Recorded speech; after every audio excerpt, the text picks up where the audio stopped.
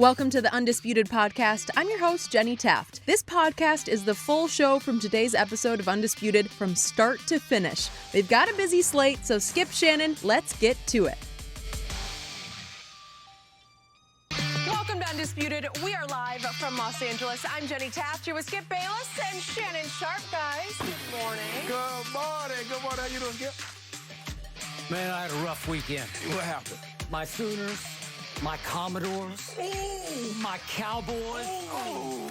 But it's a long season, and he who laughs last laughs best. So we'll just see how it plays out, won't we? What did they say about who cries last? I don't know, because I don't remember ever crying on this show. You know what today is, don't you? No, I don't. Today is our 5th anniversary. Oh, it is? 5th anniversary. Really? You Way took a to chance go. on a guy with no journalism background, said, you know what?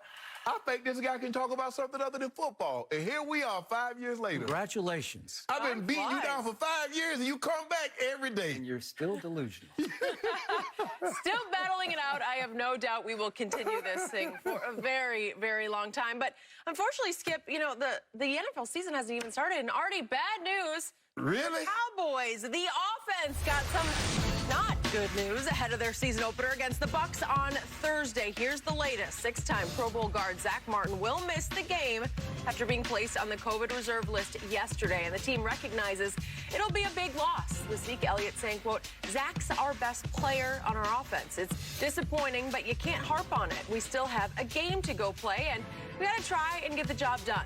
Meanwhile, Jerry Jones is embracing the challenge of going up against the Super Bowl champ, saying, quote, what better opportunity to step up there and be David against Goliath? Shannon, what is your reaction to all of this? Skip, I don't want to get too much into what Zeke said. Zeke said what he said. I think Zach Martin's resume speaks for itself.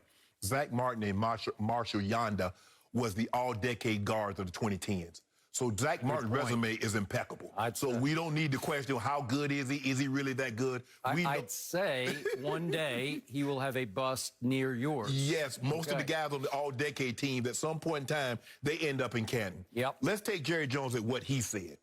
There's no better opportunity to step up and be David versus Goliath. Hold on. This is the team that has the 3rd best roster. They have one of the 2 or 3 best receiving core, one of the top 5 offensive line. Mike McCarthy actually said on Hard Knocks, he's never seen a defense flip as fast as this one. And now they're David.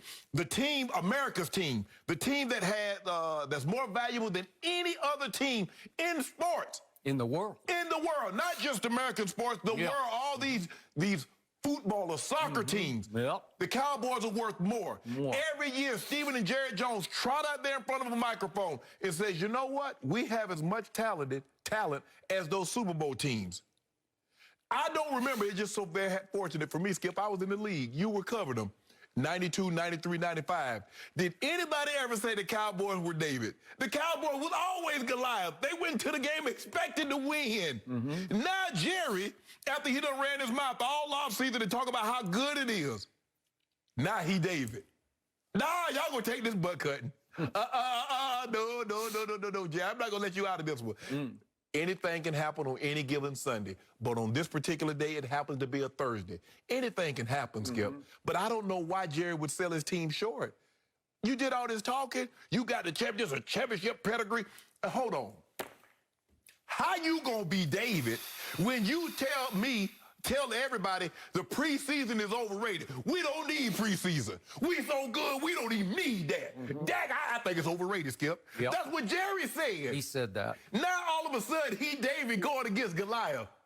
Why would he do it? Why would your team do this? Say this, Skip Bayless. You ought to be embarrassed. You ought to be ashamed of yourself. You ought to call Jerry out, which I'm hoping you do, talking about the Dallas Cowboys is David.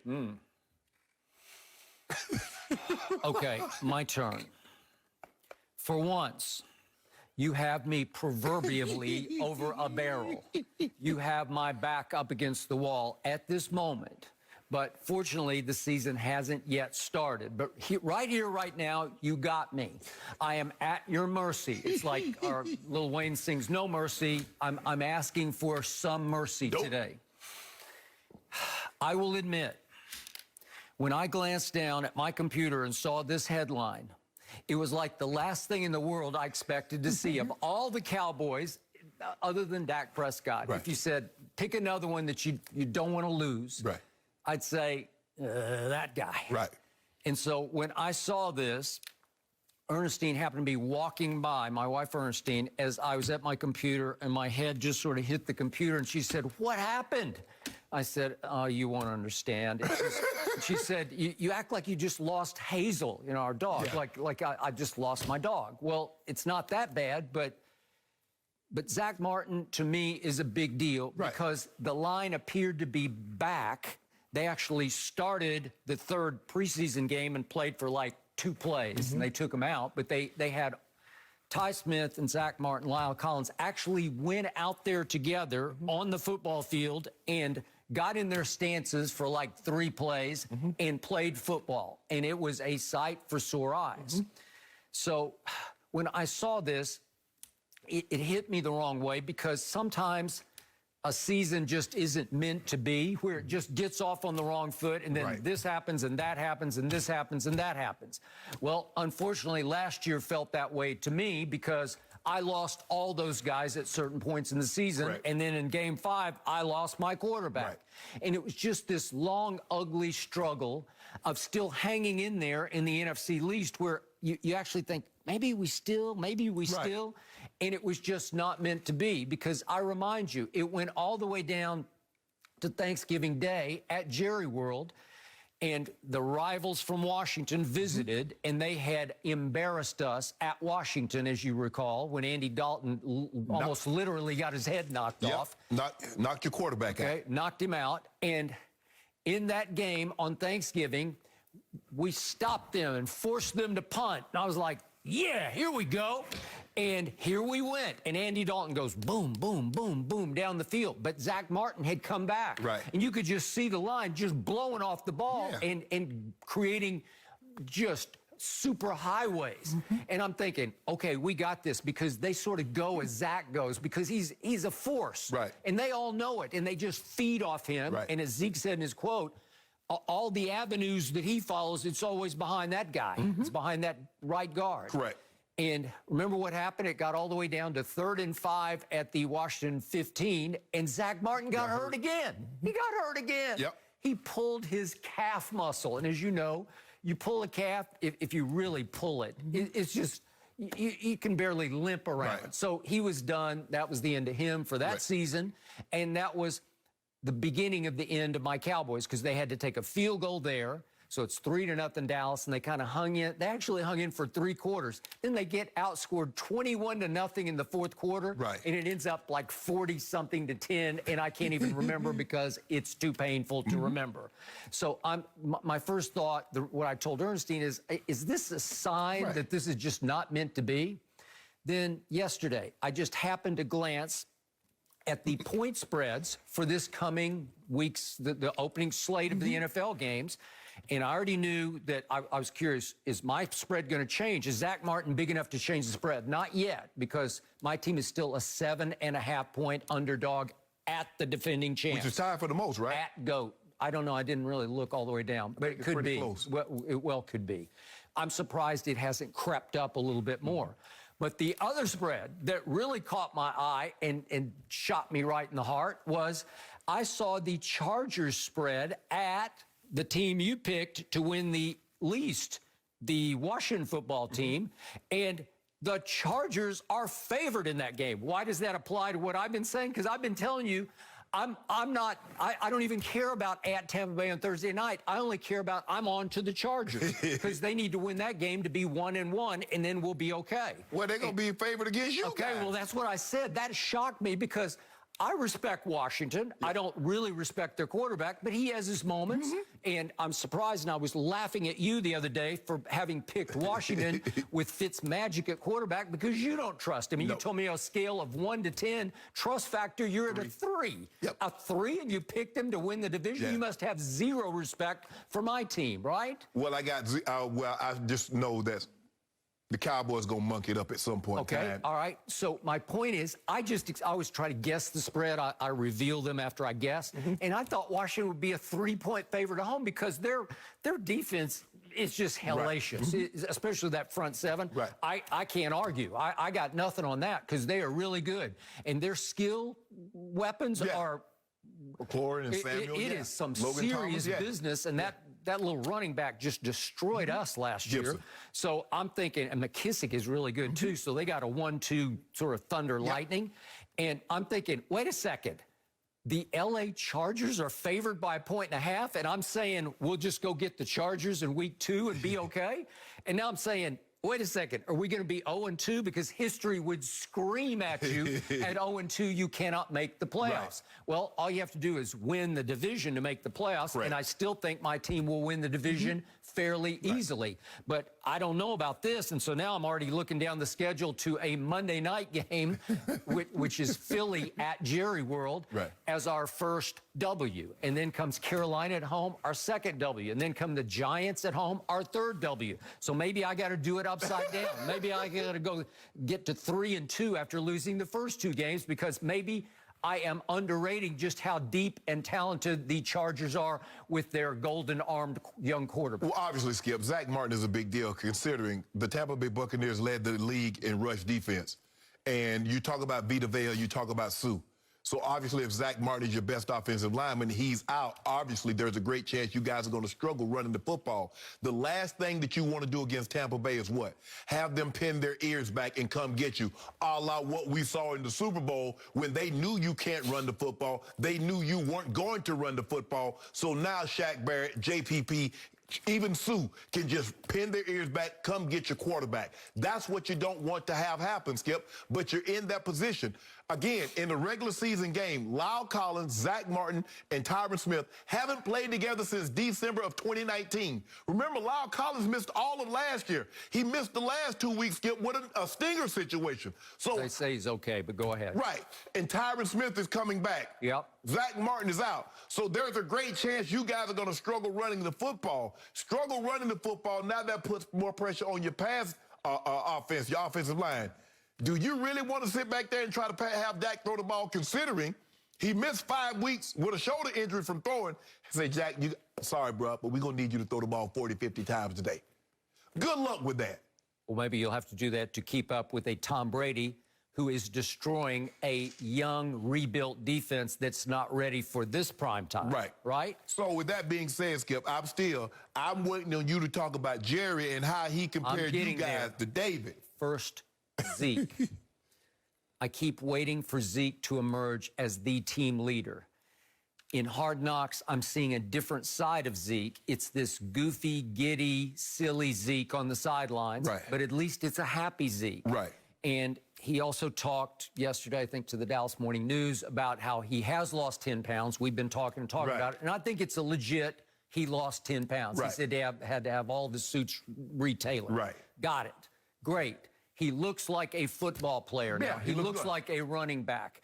Maybe year 6 is the magic year for him to bounce back. And I've been telling you all along, this is his time to shine, to prove, because I think his pride has been so battered because he fell all the way down to 65 yards a game last year. That now he is on an even hotter seat than Dak is on to me. But he's also on a hot seat to emerge as the co-team leader alongside his best friend, Dak Prescott. This is not a team leadership quote. To refer to Zach Martin as the best player on the offense, you are kidding me. Now, if you really know the score on that offense, he is the second best player. But he's not the first best because the quarterback is. And no matter how best he is, you can't say it publicly. It's got to be next man up. It's got to be, we'll be fine without him. That guy going to the Hall of Fame. Ain't no next guy up in that situation with Zach Martin. No, but I'm saying you can't say he's the best player in the offense because it sends a signal to all your teammates, we got no chance now. No, Jerry did that. Okay, no, Zeke did that. Zeke said we got no chance basically by saying he's the best player on our offense. You don't need to say a word about losing Zach Martin except that we'll be fine, we'll get ready. Connor McGovern, who was a young player last year who got bounced all around the line, he belongs at right guard, but he's about a third of what Zach Martin is, right? So he got Sue and Vita Vea. Okay, that's who he's probably Sue a whole lot, right in his face. And I dread it. But Zeke can't say it, which brings me to Jerry Jones. What did I tell you all last week about the only chance this team has to me, on paper, this is a complete and utter mismatch. Yeah. I have declared to you for weeks on this show that this is going to be 35-10 in favor of the defending champs, who I think should be prohibitive favorites to win the championship this year, and I think they have a great shot at going 17-0. That's what I believe. You don't. We're going to talk about that more definitively in just a moment. But my point is, this team is primed to be all-time great because it's going to be even better than it was last year because they did get some preseason games. It's not Tom Brady's start-over first year with a brand-new offense and new coaching staff and new teammates. Right. So that they want to show the world that they were no fluke in the Super Bowl because it was at home, obviously. So this is wrong place, wrong time for my Cowboys. Well, the only way I kept telling you for my Cowboys to pull this off is to sneak up on them, to be quiet about it, to lay in the weeds and just hope that everything came together and clicked and that Tampa didn't take you seriously enough. But when Jerry starts talking about David is going to go slay Goliath, you're laughing because you say, well, it's America's team. But I'm not laughing because you're sending the signal to Tom Brady, we are going to come in there and hit you right between the eyes with a slingshot rock, right between the eyes. And Goliath, the giant Goliath, is going to keel over and fall on his back on national TV. Right. Well, you can't say that either. And I never know when Jerry's kidding or not. He loves to try to be funny and quotable and witty and glib because he wants to be the face of the franchise. Correct. So he can't stop talking and trying to outdo himself. But in this case, you're just sending another signal to Tom Brady, who doesn't need any more signals because we know what Osa did the rookie Osa from UCLA, right? Yeah. He just said he's not mobile anymore. Okay, well. And plus he's gotten a little older. Yeah, he's older and he's not mobile. Well, you just don't need to say it. If you think it, that's fine. If you want to use it for your fodder, that's fine. But you can't tell that guy he's not mobile because he's just going to shake his head and you're going to bring the psycho Tom out in him. Well, similar to Jerry saying, we're going down there, little tiny David to slay Goliath. Well, Brady's going to shake his head and say, what? I'm going to shut all you guys up because trust me, off camera, you don't get the lame, cliched, nice guy next door Tom Brady. No. You get the guy who's going to F-bomb it and say, okay. I'm really hoping. I'm really hoping Tom feels this way because I'm looking forward to Bishop Sycamore.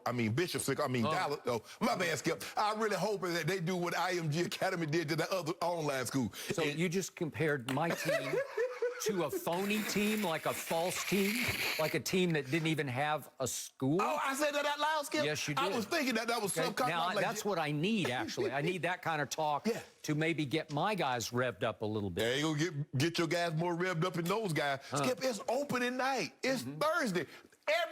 There's nothing else going on. There's nothing else going on.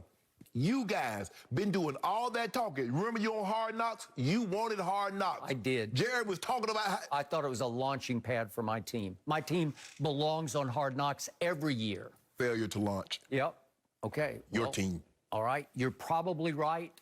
But every word that comes out of their mouth only undoes any chance they have. That's all. Had. They don't have. Had. Well, past tense, Skip. You're an English major. I know, but the odds makers keep saying they're hanging right in there at 7.5.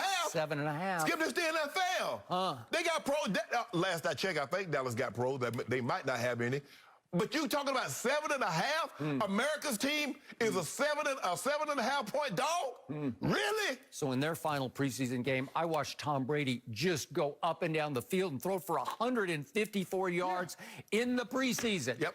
And I watched Jerry Jones, as you pointed out a few minutes ago, say, nope, we're not going to play anybody. Right. And Zeke was talking about, well, I'm down 10 pounds, but it'll be interesting to see what happens when I start running into people. He hasn't run into anybody. He really didn't run into many people last year. So this will be his first contact. Right. This will be Dak's first game in close to a year of real live football. Yep. He even missed a lot of the padded practices. He missed the joint scrimmage with the Rams. He missed all that. Yep. So, like I say, wrong place, wrong time against the wrong team. You are at GOAT. This is the greatest player in the history of this league. I know you don't think that, but I do. I'll think it for Thursday. That's what I need him to be. Yep. Greatest all time against the Cowboys. Really? Against Dallas Sycamore. We're going to be straight. Okay, Dallas Sycamore. That's the only thing that I've heard over the last 3 weeks that could motivate my team. Skip, your team is up. First of all, who's going to say it? You want Mike McCarthy to try to motivate your team? Did you see Hard Knocks? I did. Okay, then. Did you see his motivational skills? Yeah, we're going to speak on those in a little bit. And I'm going to get real motivated to talk about how unmotivating he is. And yet, I don't care. Maybe they should fly me in to light a fire in the pregame. I could light one. I bet you Jason Garrett was more motivational than I don't. I honestly don't. I think he's worse. No way. No way, Skip. I've heard some of those, and it's like vanilla. At least this is a little vanilla with some attempted whipped cream. It's fake. Yours, see, at least Jason Garrett was vanilla. Yours is vanilla extract. Really? Yours ain't even real vanilla. It's extract. Well, you could be right, but we will win the East in spite of our coach. We will win the East. That's all I care about. We will win the East. That means you get a home playoff game, and that means I will win like 100 cases of dew from you. I'm counting on you starting. Who laughs last. What about, I need to know somebody. So what's the analogy about who cries last? Because cry, that's what you're going to be doing. You're going to blame, and I don't know who you're going to blame it on this time because 8-8 Jason Garrett is out of there. Oh, last year it was because Dak didn't get hurt. Dak got hurt. And if Dak hadn't got hurt, you would have won the division. Not all your pieces are going to be there. You're going to lose the division. Who will you blame this time? Nobody. We'll need to blame nobody. Okay. I got this. We got this. Okay. Later. Okay. I can't believe you compared the Cowboys to Bishop Sycamore. That was a low blow, Shannon. Hey, Jenny, wait a second. Was it yesterday a special day? It was my birthday. Happy belated birthday. Wow, thank you. Yeah. I appreciate that, guys. Yeah. I wasn't expecting it. We got confetti. Yes. Thank you. Happy birthday, home team. Thank you. I really appreciate that from both of you. Skip, Shannon, thank you. What'd you get? Say that again? What'd you get? A couple things. Got some new workout gear because I work out as hard as you, Shannon. Skip, you too. Maybe, a new watch coming someday. Hopefully. Trying to compete with you, Shannon.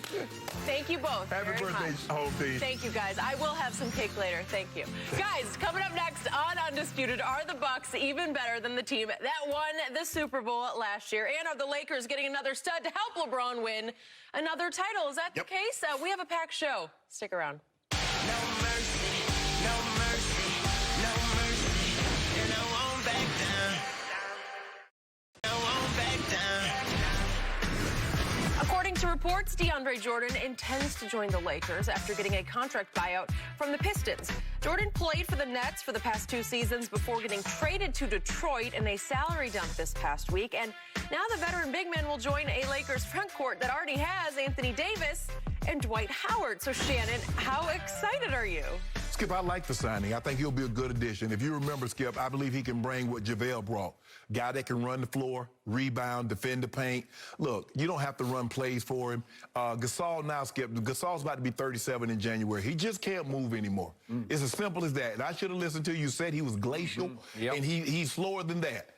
So, with that being said, he just hovers around the three-point line, Skip. He can't move. They put him in the pick and roll. He just can't slide anymore. You got to run plays for him.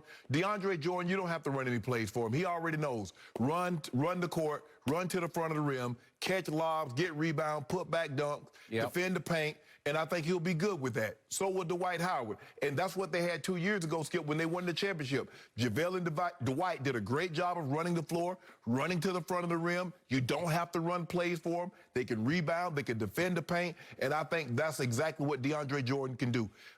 He lost a lot of his run once they got Blake Griffin. They went to a smaller lineup, Skip, and they played a lot of times. They played Kevin Durant or Blake at the 5, and so DeAndre felt kind of, lost his minutes, and so I'm sure he's ready to move on. But I like the signing. I think this will be more of what they were 2 years ago as opposed to what they had last year, and so I'm excited about this because I think DeAndre Jordan has some good basketball left. I'm not saying he's Lob City, DJ, but I think for what he can bring for the Lakers and what they need, I think he's pretty good. Pretty good, says Shannon Sharpe.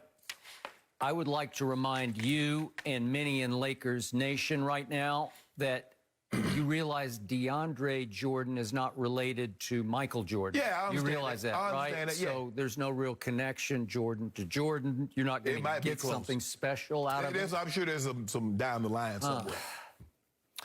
I was astounded over the weekend as I watched the internet reaction to what we think is about to be the DeAndre Jordan signing. I was amazed because Laker Nation is rejoicing over a Nets reject. They did not want him anymore. He has become useless to the Brooklyn Nets. Right. Just so you get this. Okay.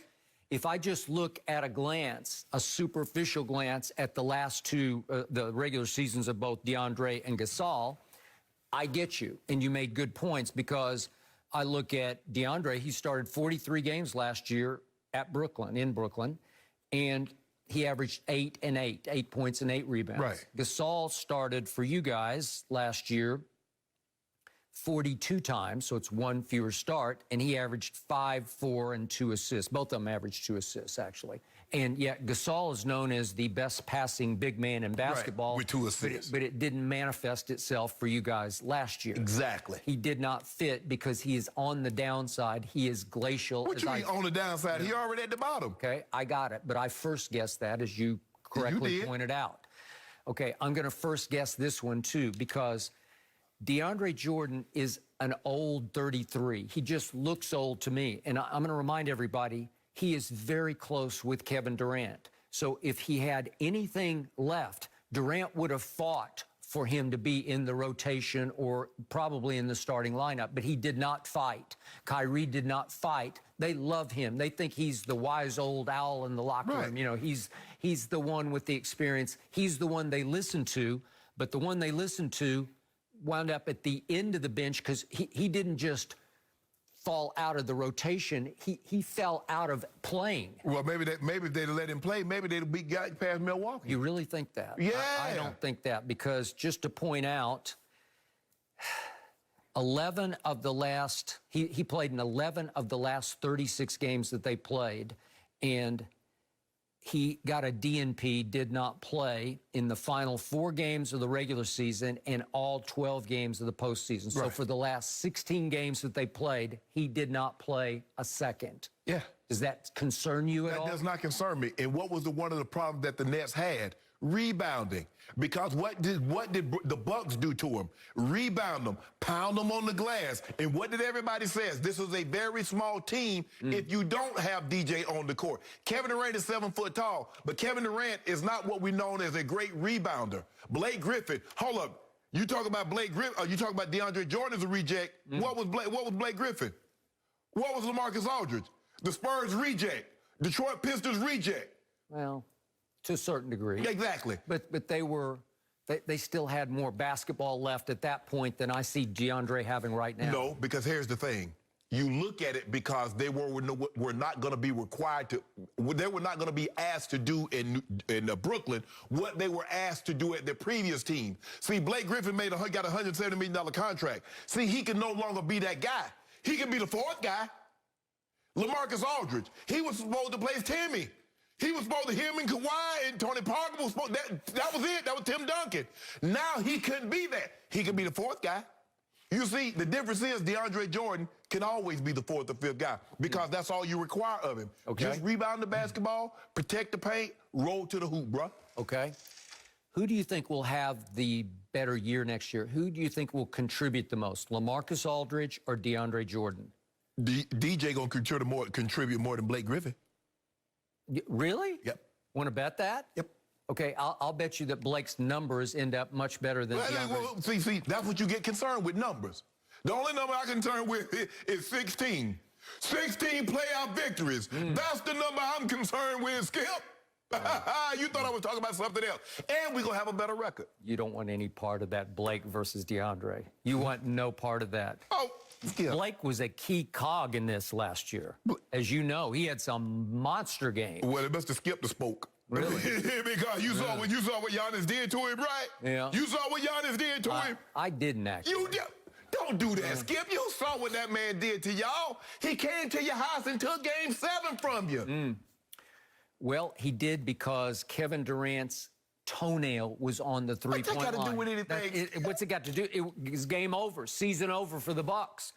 He had a toenail on the line. I couldn't even see it when he made the shot. I just saw it's it. one of the great playoff shots I have ever witnessed. How did everybody know? If you just look to the right, the official has 2 down. Yeah. Kevin Durant is shaking his head because he knew he had a foot on the line. Everybody knew it, but you was hoping. And I get it, Skip. I get it. That was you gonna come in here and gloat and talk about that's the best player. That's the best player. You know he is. Yeah. But Giannis says I'm the best player. He's the clutchest player on Giannis. the planet. Yep. Giannis is the clutchest player? No, really? no. Giannis did what he needed to do. Go on somebody, Skip, the hardest thing to do. Game 7, winner take all. You go in somebody else's building. Yeah, at least Giannis had a closer. He needs a closer, and he had one. Chris Middleton, who made the shot to win the game that night in overtime. Kevin was doing it all by his lonesome. He had no help, even by your admission. He had no help. It was 1 on 5. Yeah. And he did that as both the best player and the closer all rolled into one. I know a guy that did that for several years, and you didn't make excuses for him. He said he lost. If you're the best player, you got to win that. That's what you told me. Now all of a sudden the best player don't have to win games if he doesn't have help, because you make it about James Harden, you make it about Kyrie. Well, right now I'm making it about DeAndre Jordan, and it's shameful that it has come to this for LeBron's Lakers, that Laker Nation is rejoicing over a reject. I mean, this was a flat-out reject. Like LaMarcus, his last year in San Antonio, he wasn't a reject. He was playing high minutes, probably the most minutes. And then what happened? So why did they let him go? Because he's too expensive. No, he wasn't too expensive. Yeah. You bought him out. So Well, basically you paid him. So he got $1 million from them. So you paid whatever his salary was. But they started over. The Spurs are completely start over rebuilding. Are the Nets rebuilding? No. They just jettisoned DeAndre because he doesn't work anymore. They don't need him. But Skip, you guys rejoicing of a guy that had to go through 5 positions to get cleared to play. And Brooklyn is rejoicing in that. They're not rejoicing. Yes. He's like the 10th man now. So LaMarcus is going to be the 10th man. Yeah. LaMarcus is going to start. Millsap is going to be the 9th man, and LaMarcus. Yeah, 10th. that you mentioned. I'm glad you brought up Millsap. And he moves like Sap. He is a baller. He is a warrior. Maybe. I'll take him in any playoff game over DeAndre Jordan. I bet he don't have better numbers than DJ. Well, I don't know how much you'll get to play. That ain't my problem. Because you may have to play DJ high minutes because you need him. Millsap, I'm glad for me being from the South, I understand what sap is. Yeah. You probably know what sap is do. also. Yeah. It doesn't move very fast. Yeah. Millsap about to be 37. And it's sticky, and you're stuck in the sap right now with your argument because you can't get out of it. Skip, DJ and Dwight Howard will be JaVale in what JaVale provided. A guy that can roll to the rim. He can rebound. Skip, you don't have to run plays for him, but he'll catch a lot of lobs. You ain't lobbing nothing to Marc Gasol. You and I both know. Okay. Do you really believe that DeAndre is that much better than Marc Gasol? Yes! I'll give you an ounce better, just like an ounce better. That's fine. And yet you still have Gasol on your roster. You know Gasol ain't gonna be there. We're gonna either buy or we're gonna try to trade him. Now? For a bag of peanuts, yes. Before the season starts, he's going to be gone. Yeah. Skip, 8 and 2 compared to 5, 4 and 2. Yep. Those 4 extra rebounds. It's stunning. It is Jordan-esque, dare I say, right? Yes, I like it. He must be at least a distant cousin of Michael Jordan's because he's going to change life in Lakerland. Skip. Really? Skip. No. Interesting. An extra possession here or there. Yeah. Dwight Howard challenging the shot. DJ challenging the shot. That's what it's going to come down to, Skip. Okay. What it's going to come down to ultimately is Dwight Howard is the best pickup that you made because I first guessed this. Going into last year, I said, the player you will miss most is Dwight Howard, and now you have him back. Yeah. So that's all that really matters. That was a great move, a great re-pickup by GM LeBron James. Yeah. He is the unofficial head coach and the unofficial GM. And I give him high marks for every pickup that he made except for DeAndre. And I'm sure he's close to DeAndre. No, you didn't give him credit for the other one picked up. You said the other pick canceled out everything. Russ. Okay, there's only one at the top. And I'm not even sure it was a LeBron pickup. I think Russ just said, I want to come to L.A. And Pelinka said, LeBron, how can we say no to him? Easy. Yeah. Because I was listening to Kuzma talk. Kuzma said the deal to Sac was already done. It was a done deal. He was ready to go to Sacramento. And then at the 24th hour, all of a sudden, They say, nah, you going to D.C., bro. Okay. So this seems the Buddy Hield for Kyle Kuzma was already done. Okay, well, that sums up my point. That validates what I just said. I think Russ said, no, I would rather go to L.A. And they're like, He could have said whatever, but if AD and LeBron don't sign off on it, it's just like you just told me, Kyrie and KD. The reason why DeAndre, they didn't vouch for him. They didn't say, nah, we want him. Okay. You actually think Russ was coming? If LeBron and AD say, nah, we good, we want Buddy Hield? I believe LeBron took one look at Russ and said, you know what? If I could pull this off and win without him, win with him where nobody else could win with him, then it will enhance my GOAT. Like, I'm on the record already. I will stand up on this table and say LeBron is now in the GOAT conversation if he can win this year's championship with Russell Westbrook. And remember, he also knows there's a fail-safe there. There's an emergency exit because Russell Westbrook will be the easiest scapegoat, the GOAT, as you call LeBron, has ever had. Scapegoat, because everybody will say it's his fault. He's a solo act.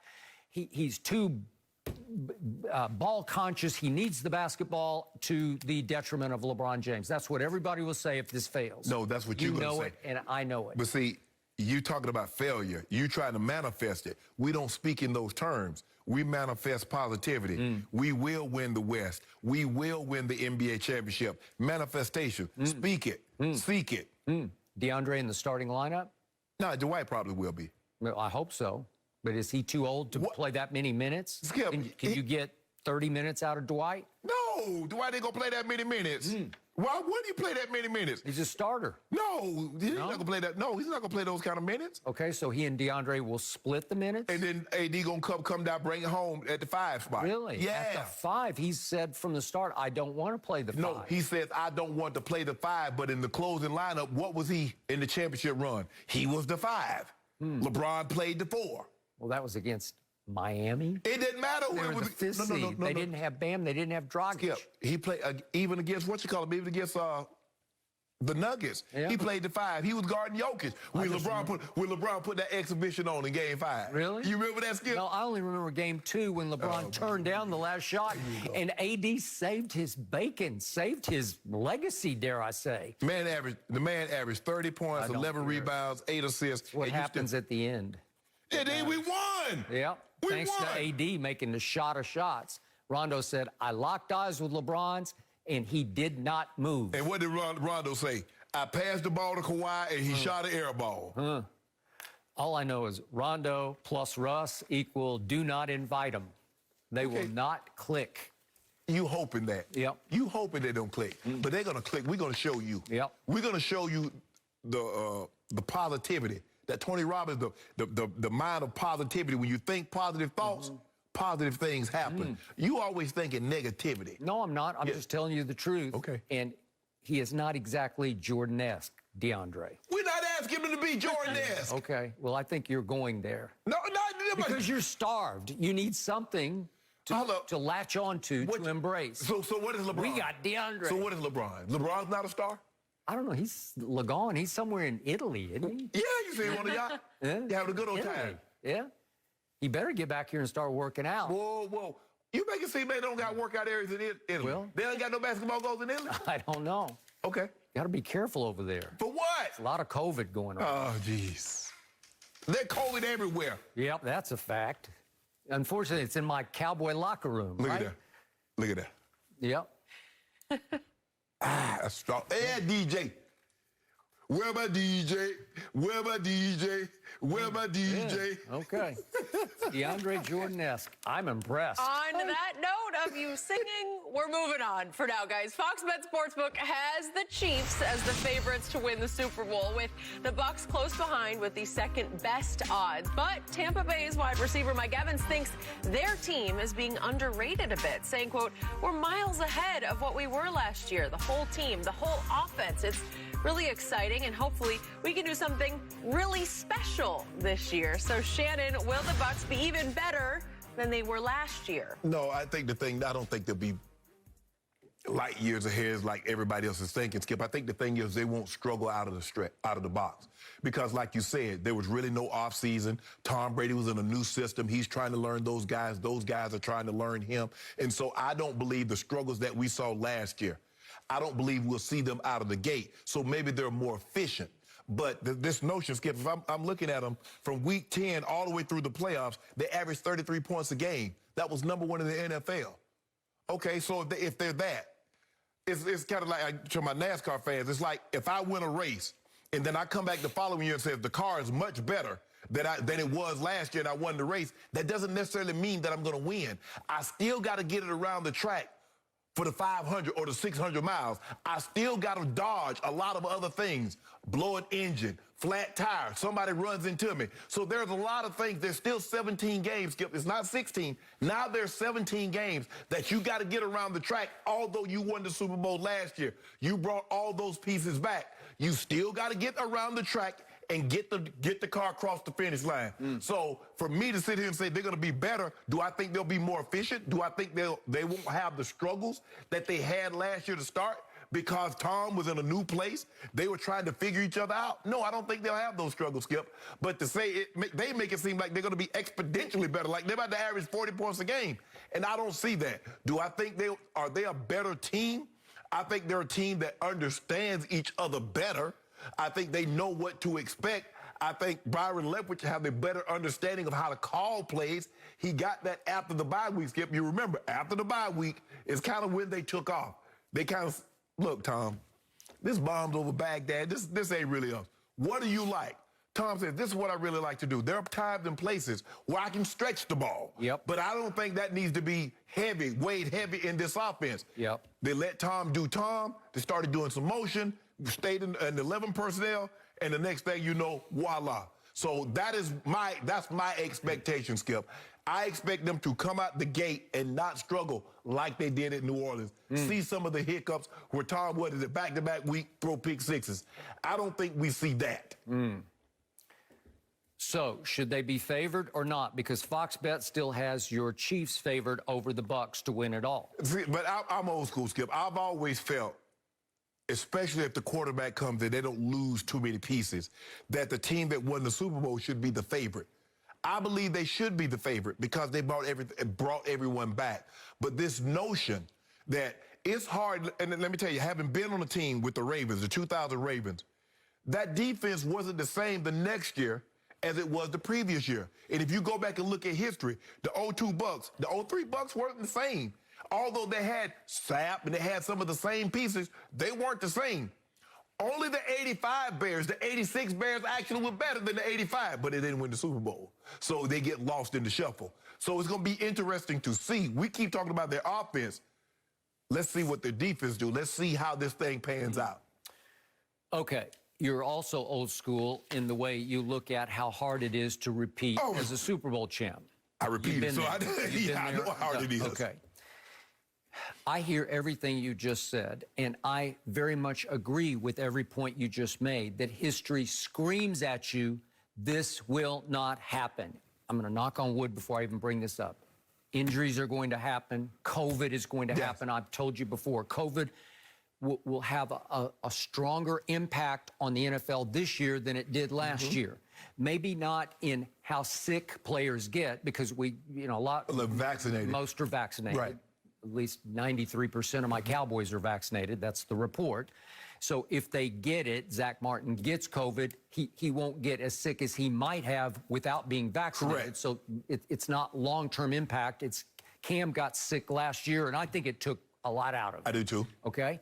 And we can look at Lamar last year. I think it took a lot out of Lamar. I do. Okay? So the point is, it's going to hit harder because they're not in their little bubble-type situations. Not that they were all in a literal bubble last year, but they had to operate under bubble sort of protocol within the confines of each franchise, right? Okay, so all that's going to conspire against the Bucs to repeat. But I believe they will be much better than last year, obviously much faster than they were great last year. And I do love their chances of winning every game this year because different systems look at this differently, but one system I saw this morning has them playing the easiest schedule in the league this year. Some have my Cowboys as the easiest schedule, but some have the Bucs. Right. Because they didn't actually win the division last year. They were second to New Orleans, Right. which means they don't have to play first-place teams on their schedule. So Correct. they got a little bit of break because they didn't win the division and then went on to win the Super Bowl. So don't underestimate how easy the schedule looks. Now, again, you can always say, right here, right now in the preseason, it always looks easy, right? Yep. And you say, well, wait until November, and you're starting to say, well, wait a second, that team was better than we thought. That team was better than we thought. And so the schedule suddenly turns rougher than you thought. But I got to tell you, when I look back at what they pulled off last year in a pandemic with no preseason games and a quarterback playing on a torn knee ligament, you second guess that. You're a little skeptical about that, Yeah. but I believe he played the whole year on a torn MCL and had to get it fixed after the year.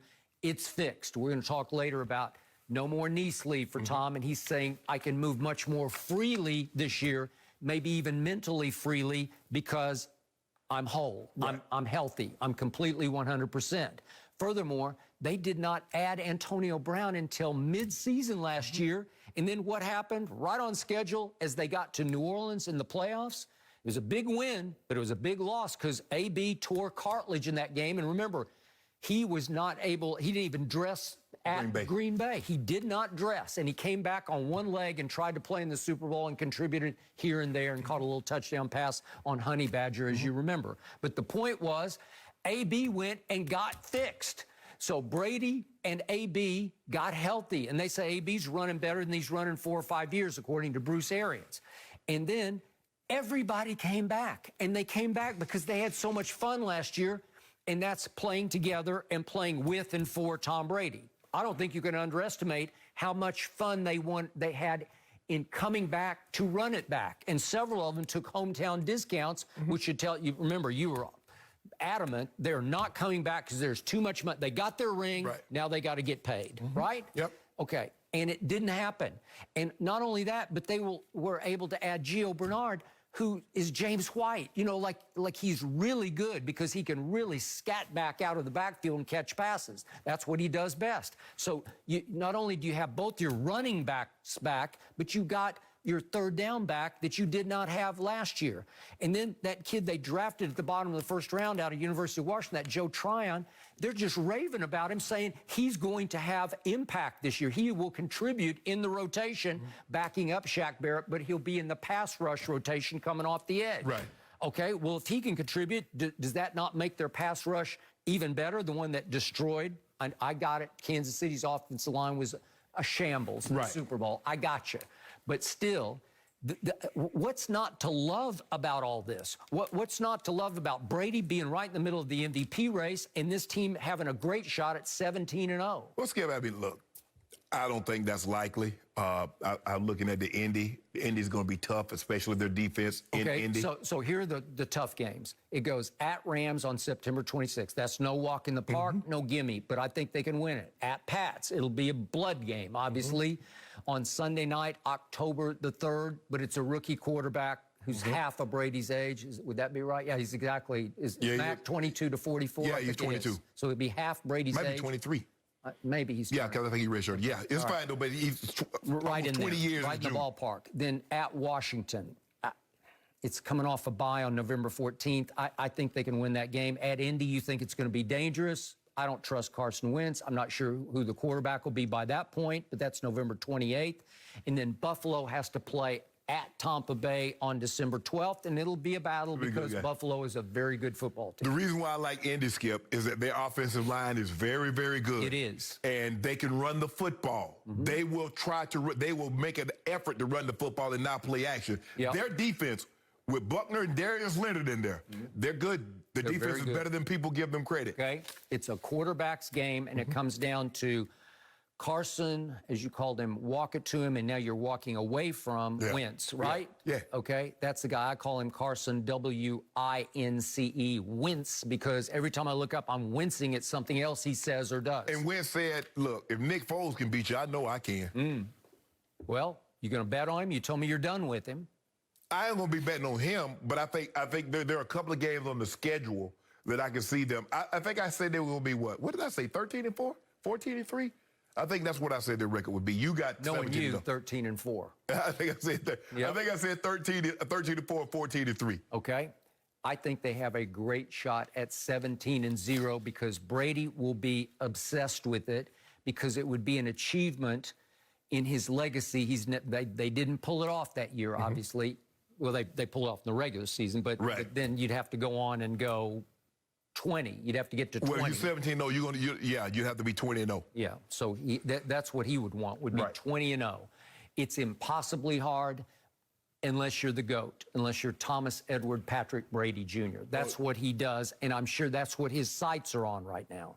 No, I think his sights are on winning, staying healthy, which is, like you said, the COVID situation, and the good thing, Zach Martin is vaccinated. But what happens, Skip, if that thing hits your locker room and there are a lot of unvaccinated players and there's some unvaccinated players. Okay, but Tampa's, according to Aaron's, they're 100. Yeah, them in Atlanta are the two teams. Because Tom says that he believes it's going to have a greater impact, and plus he's talking about how his parents got it, and so he's like, I'm gonna learn my lesson. I'm not finna muck around with this. You can see the teams that really think, say, you know what, we really got a chance to win the Super Bowl, and I don't want anything to come up that I could possibly prevent. Obviously, getting on the field, Skip, injuries, hey, but let's see if we can minimize the risk. But look, Tampa's going to be they're a very, very good football team. I don't take them lightly. I know what they represent. But going back to back, I mean, repeating, there's a reason Tom has done it once. He had some very good teams. He's only done it once. Yep. But he had to overcome Bill Belichick. Ah, there you go. See what you do, man. Why you do that? He did. He did have to try to overcome him in the first Eli Super Bowl, and he couldn't. And in the Minnesota Super Bowl at Minnesota, obviously, in Minneapolis. Against Philly. So you blame him on that. So the two Super Bowls they lost, you blame Coach Belichick. He gave up 41 points to the backup quarterback. Well, he gave up 17. While not playing Malcolm Butler for inexplicable reasons. He gave up 17 one time. And many people say that's the second. When they evaluate, the second greatest team of all time is the 2007 New England Patriots. How you the second greatest team of all time and you only scored 14 points? Well, it should have stood up because he scored it with 2 minutes left in the game, and Eli started on his, what would have been, I think he's on his 18-yard line. 2 minutes, not 2 seconds. Yeah. That's why they call it the 2-minute drill. As many times as Tom Brady has done it, Joe Montana, Elways, the guys have gone down the field in 2 minutes. That's a long time. Eli went like 78 yards on Belichick's defense, and they didn't just need a field goal. They had to get it in the end zone, and they did. Skip, you already knew what the outcome was going to be. When David Tyree caught that ball, you should have just turned your TV off and to save you some hurt. Or when Asante Samuel dropped the interception. Okay, you get 2 things in one drive. In the same drive. And you should have known, they're like, Asante dropped it, and then David Tyree. And then Plaxico gets wide open on a little fade. They ran a bomb blitz. They blew it up. 0 coverage. You got a guy playing inside leverage. You got no choice. What are you going to do? Over. Oh, guys, listen, did Jerry Jones just close the door on any hope of Cam Newton joining Skip's Cowboys? That is next. No mercy, no mercy, no mercy, and I won't back down, and I won't back down. Jerry Jones recently discussed his team's backup quarterback position and the prospect of bringing in Cam Newton to compete for the role behind Dak Prescott. Jerry once again vouched for the guys they have in the room, Cooper Rush and Will Grier, and then added that it was, quote, very, very easy to evaluate Cam when he became available.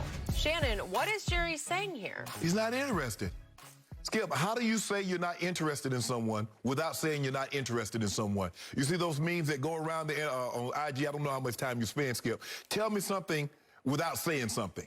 Well, this is Jerry Jones saying, I'm not interested in Cam without saying I'm not interested in Cam. Because Will Grier was on the waiver wire for 4 hours, and the Dallas Cowboys picked him up with less tape than what Cam Newton has. Absolutely. And when you evaluate Cam Newton, Skip, you're not evaluating. Jerry's right. There's tape out there. There's a decade worth of film.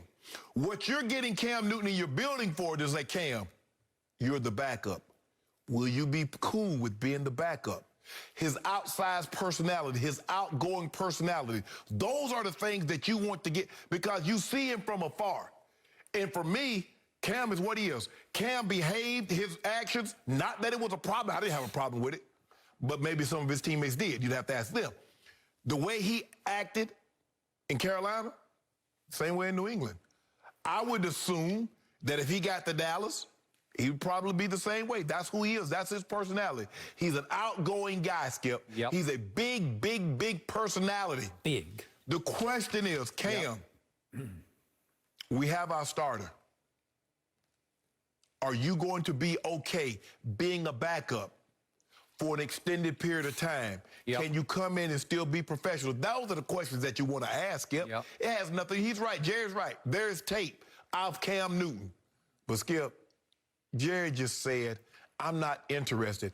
Jerry doesn't want to be rude. He doesn't want to be callous because he's giving Cam more respect than that because Cam has been a very good player in this league. But Jerry Jones is saying, I'm not interested, guys. Y'all keep asking me, and I'm running out of ways to be nice about saying I'm not interested. So I'm going to say it would be very easy to evaluate Cam because there's plenty of tape. In other words, there's less tape on a guy that I didn't need to evaluate.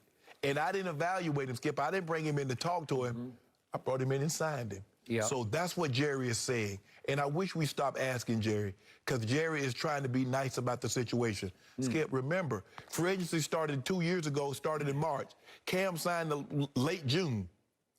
Cam might be waiting a while. He might need to grab a Snickers. He might be there for a while. So that's just the way it is. Shannon Sharpe, I think you were just too nice talking about how nice Jerry's trying to be. I don't think he's trying to be nice at all. This was classic Jerry Jones, the general manager of the Dallas Cowboys, Right. the owner and the operator of the Dallas Cowboys, Correct. trying to flex his football knowledge for all to see. And I thought he scoffed at, I thought he was very dismissive of Cam as a player. Because his point was, we all know around this league, the line was, most people in the NFL that are in the personnel area have Cam Newton evaluated, his pluses and his minuses. He's saying that the minuses way outweigh the pluses. Yeah. And he's concluding that Cam is not playing because everybody has evaluated it and they're making a decision, meaning no one's jumped at Cam, so you know what the score is around the league. Right. They just don't want him anymore. Right. Jerry went on to say, he may be on a roster as I'm speaking, obviously not, but we were very, very easy to evaluate Cam, as in we took one quick look and we already knew, no, we good. not for us. And I'm going to suggest that Jerry, who's always been close to Norv Turner, who obviously was his offensive coordinator in their glory years, Super Bowl, a couple of Super Bowls, well, at least two of the Super Bowls. Was it? He Well, the went one to or two. Washington before the Right. last one. Yeah, he took over the Washington head coaching job. But the point is, you can't tell me that Jerry hasn't talked to Norv, who obviously coached Cam in Carolina. Right. To say, what's the real book on him? And look, we all know Cam, he just might have the biggest personality in the history of this league. I'm serious You might about be that. right. I'm not sure I've Definitely ever... at the quarterback position. At that position, I believe that. But you have to look past all the showmanship, all of the look at me. Cam's got a lot of look at me, and where the Belichicks don't like it is when he gets on social media and it's always look at me, watch. I'll even type in a different script. I can't even read half of it. I don't even know what it means. Exactly. But it's fine because that's who he is. Right. It's just manifesting itself on social. Everything that you see on the periphery from Cam is the kind of things that the old school coaches don't love. Correct. But if you evaluate the tape, is he the prettiest thrower of the football? No, he's not. Right. Is he the most accurate thrower of the football? No. No, he's not.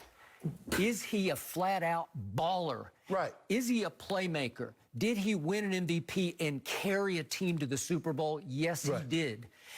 Is he the kind of player that as the backup for America's team could win you, I don't know, dare I say 3 or 4 games? You better believe he could. Right. Because he has been there and done all that. And this man when push comes to shove, you want to talk about physical and mental toughness, he will literally try to run through a brick wall for you, literally, because I've seen him do it before, where he would take games over just by running over linebackers, right? This is what you want, because Cam Newton has guts. I'm talking about guts. There's no finesse to his game. Right. The question is, Skip, I don't know if we've seen a player of Cam's magnitude become a backup. If we look at Joe Flacco. Okay, yeah, you told me that you've been told that he's ready. He's okay with that. But see, Skip, that's coming from one side. How do personnel departments, how do teams, do they believe that? That's what matters, Skip. That's what matters. They're the one that's going to have to hire. Okay, well, you need to sit across from the young man and look him right in the eye. He's still a young man to me. But see, that's the thing. Yep. See, if you say the evaluation, we've evaluated Cam, you've evaluated him on the field. Yep. Now you need to get into his psyche. Because, Skip, it's a different ball game. When you've been a starter, when you've been a good player, it's not easy at that position. That position carries the biggest ego in professional sports. It does, because it requires it. Yes. And so, Skip, you're getting him in there and you're explaining it to him. Okay. Cam, this is the situation. Skip, it's just hard for me to see that there's, let's just say, there's 32 teams. Let's just say everybody's carrying 2 quarterbacks. It's hard for me to see that there's 64 quarterbacks that are better than Cam Newton. That's all I'm saying, Skip. I'm not saying he's better. I'm not saying he's 1 through 10. But I'm saying, you mean to tell me there's 64 quarterbacks that's currently on NFL rosters better than Cam Newton? No. I just can't believe that. Even in a single game scenario. Like if you had to go win a game, Cooper Rush or Cam Newton, help me out. Really? I love Will Greer, but he's played, when he did play, he stunk. Is Chase Daniels still got a job? Keep going. Just keep going. That's all I'm, Skip, that's all I'm saying. McCoy. Yeah, that's all I'm saying. I'm not saying Cam is Mahomes or Rodgers or Brady. That's not what I'm saying. No. But you mean to tell me he's not 30 through 50? So you mean to tell me there's that many players currently quarterbacks that's better than Cam? And I think that's where the evaluation process would come in, Skip, not about the tape, because you have a general idea of what you've seen him for a decade. But you got to get into a guy's mind and see if he's willing to accept it. I know what they said from what people are saying from a distance, but I want to hear you say it. Okay. At least Jerry could get one of his grandkids to hook him up on FaceTime with Cam, right? Just so he could look him in the virtual eye and just say, what are you thinking? Skip, you remember back in the old days, my grandfather, I got these kids that want to do this job. Okay, he's saying that. We really didn't want to do that job, but we really didn't have a choice. Well, people say, well, Cam will accept the backup role. What say you, Cam? Yeah, that's a good point. So, in the end, all I care about, I'm a diehard Cowboy fan, and I want to maximize my chances to win. I agree. Well, it's just Cam. Yet Jerry, unfortunately, he flexed his football ego a few days before on his radio gig, and he raved about Cooper Rush and how he knows the offense so well because he's been around the organization for 5 seasons, undrafted free agent, 5 seasons, that we can call, Kellen Moore says, we can call any play for Cooper that we can call for Dak. I don't care, because Cooper Rush has thrown 1 pass in this league, and it went for 3 yards. 1 pass for 3 yards? Skip, Cam Newton was the MVP. Skip, you can. You can call any play for Cooper Rush that you would call for Dak. Doesn't mean it's going to be effective. You can call any route for the guy that was backing me up. You call any route. You probably wasn't going to get the production that you'd have got if you called that route for me. So that's not saying anything. But, Skip, all Jerry did, Skip, you know what Jerry did. You know him better than I do. Jerry says, we're not interested, without saying we're not interested. Or maybe he did say we're not interested by saying, we've seen the tape, we good. Yeah. And furthermore, Dak is a made man. He's making $75 million. He's the face of the franchise. He's no threat. And yet skill sets would kind of match up. Dak can't run the way Cam runs. Even now. Even now. Nor does he probably want to, coming off 2 surgeries on his ankle. But furthermore, I would love Cam to help light a little new fire under a Dak who has become the president of the country club that is the Dallas Cowboys. So it wouldn't hurt, because you think, in practice that Dak gets pushed by Cooper Rush? Because I don't think so.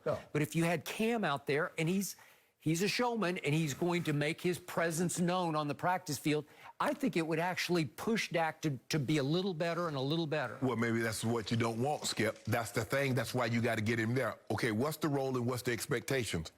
That's the thing. Everybody don't want that. You can't say, well, this is how I am, take it or leave it, because if you tell somebody to take it or leave it, what more times than not they're going to do? They're going to leave it. Yeah.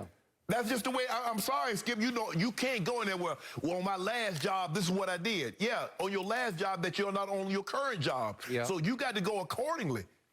I just wanted to hear Jerry pay some respect to Cam Newton because he earned respect in this league for a long time. Well, he just didn't flat out say, we're not interested, Skip. He just said, you know, we have the evaluation and we feel comfortable with the guys we got. Very, very easy to evaluate Cam. That says to me, right.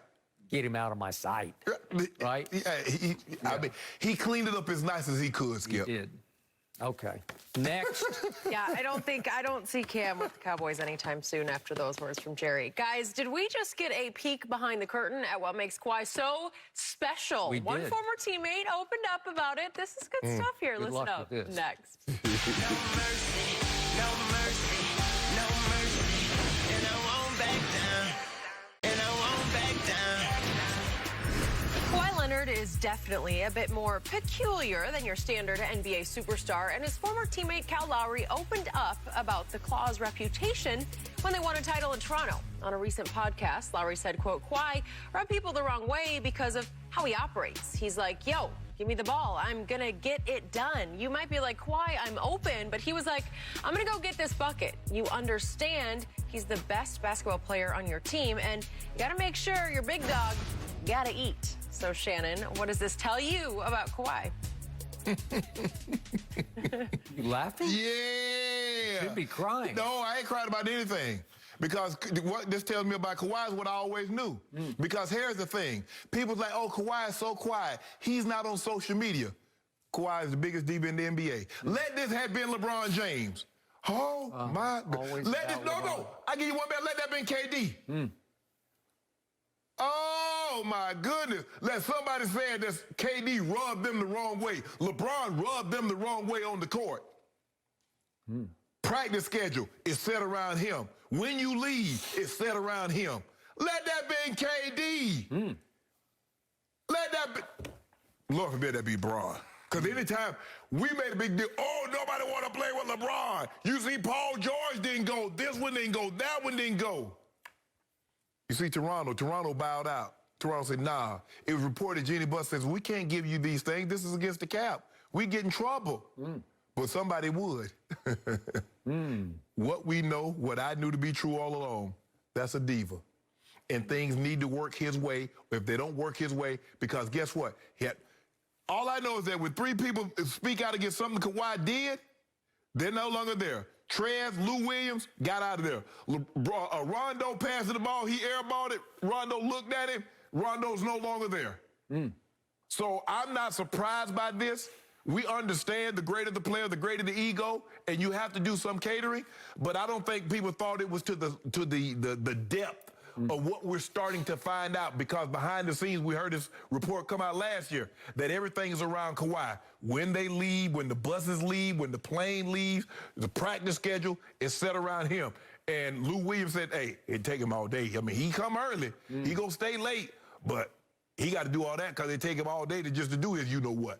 So that's your guy. It is my guy. You ain't gonna win. It's about to be Kawhi Town. Win! When he gets healthy. And Win! he will be by March. And if he would have stayed healthy, as you said, they would have gotten to the Bet your finals. Casey don't play this year. A whole year? He don't play none. Okay, I'll this do year. one case right here, right now. Doesn't Gotcha. play any this year? None, Okay, zero, got zipped, it. nada. I loved what Kyle Lowry said, because I don't think Kyle Lowry or anybody else would have ever said this about LeBron James, because LeBron's never been about get out of the way and give me the ball, right? What? Never. The man scored 28 straight points. Did you not see what happened to Detroit? He scored 28 straight. Yeah. Okay. Against a crumbling Pistons Oh, team now they when crumbling. he was like 20 years old. They had just represented the Eastern Conference, Skip. They was in the Eastern Conference like 5 years. They had rested the Eastern Conference in the finals all those years. Now they were crumbling. Really? With Ben Wallace, Sheed, Tayshaun Sprint, Rip, Chauncey. Remember, Really? That's the team. McDyess got thrown out. Rashid went berserk at halftime, and the coaches didn't want to play him in the second half. Remember that? And all of a sudden, LeBron James had a super highway to the basket against a team that had finally hit the aging wall. Oh! Yep. But you know what? It's funny that you say they hit the aging wall, Yep. but the Bad Boy Pistol, the original, they didn't hit the aging walls when they lost to you-know-who. You see how you do that, Skip? Let's not talk about the greatest player ever. Let's keep it right here on Kawhi Leonard, who Is what? ironically is the closest thing to Jordan we've had since Jordan. As a jump shooter, as a mid-range jump shooter, he's even better than Kobe was at doing that. To me, Kobe was the closest thing to Jordan in all-around game. But as Doc Rivers said, that shot that Michael perfected sort of mid-career to late career, that 12, 15, 17-foot turnaround fadeaway jump Kobe. shot, it's Kawhi. I want Kobe.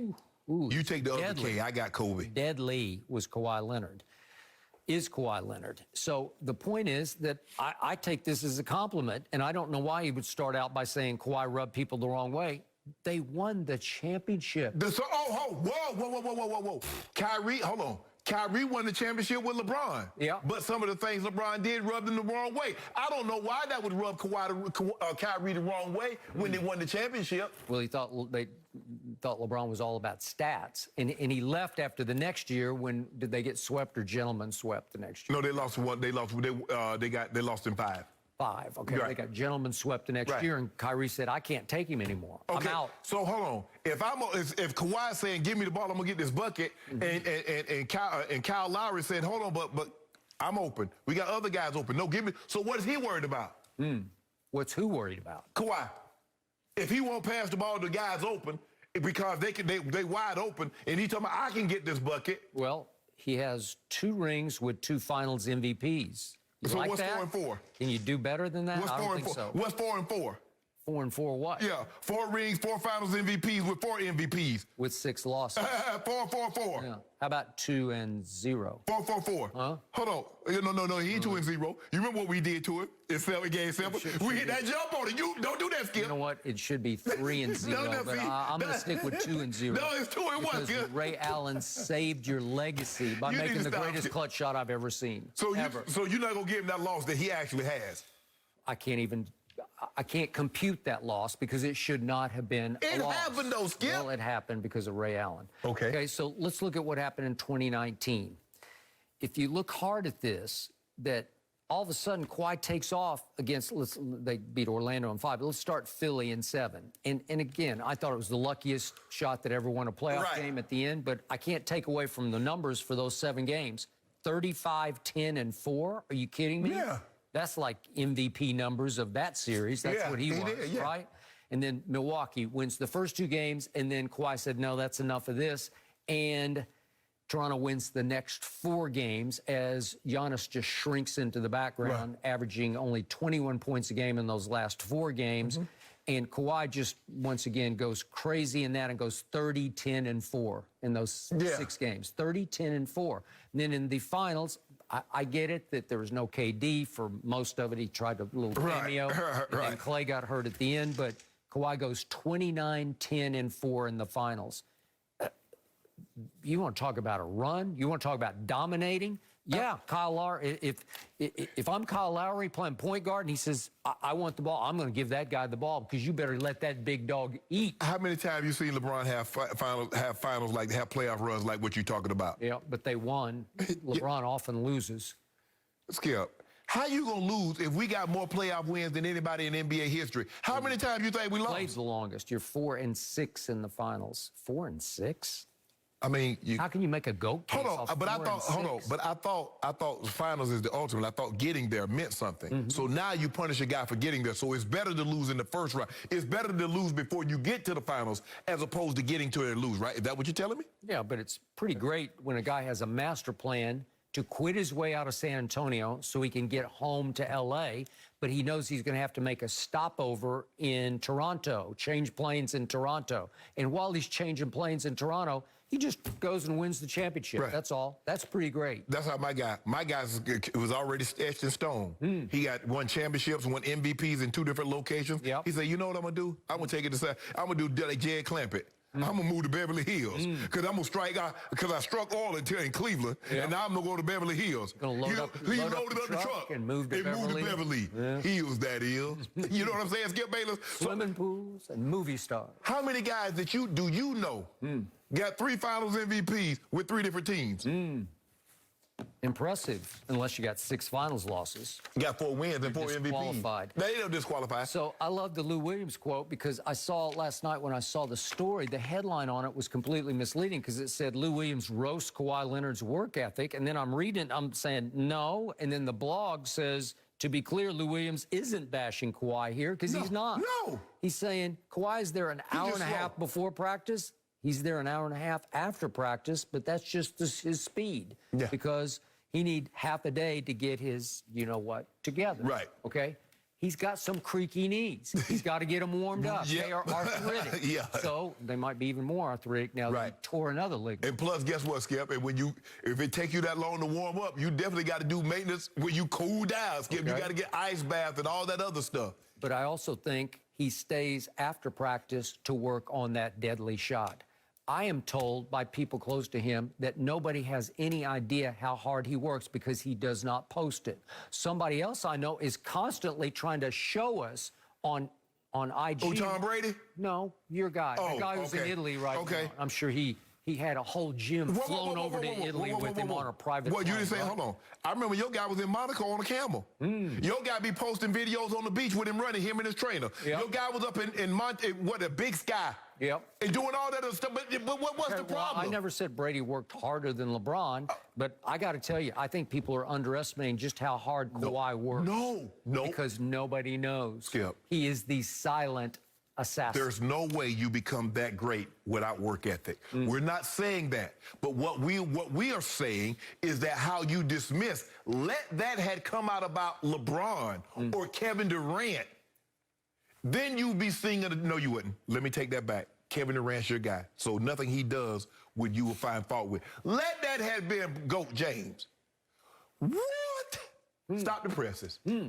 Well, I'm going to mention it again. Game 2 in the bubble against Denver comes down to the last shot, and it's called in the huddle for LeBron James. And Rondo says, I locked eyes with LeBron. He did not move. And at the last second, desperate, Rondo has to kick it way out to the right far wing where AD has looped all the way around the set and catches the ball on the run over here and makes it from the three-point line to win the game. Let me ask you a question. Let's just say for the sake of argument, Tom Brady calls a play, and it's designed to go to Mike Evans, and Mike Evans doesn't get open.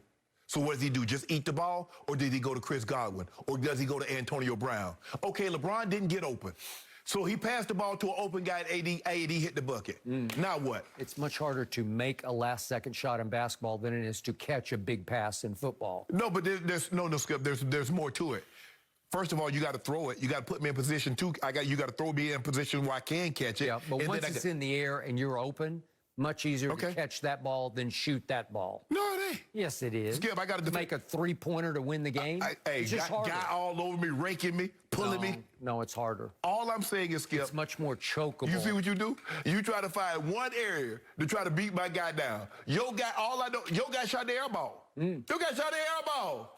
Your guy had a 3-1 lead. Yeah, because Rondo kicked it to him at the last second where he was stuck in the corner. The man had 7 seconds. He was the only one. Go back and look at the tape. He's guarded, heavily guarded. He's got no shot. Skip. He has to force it up.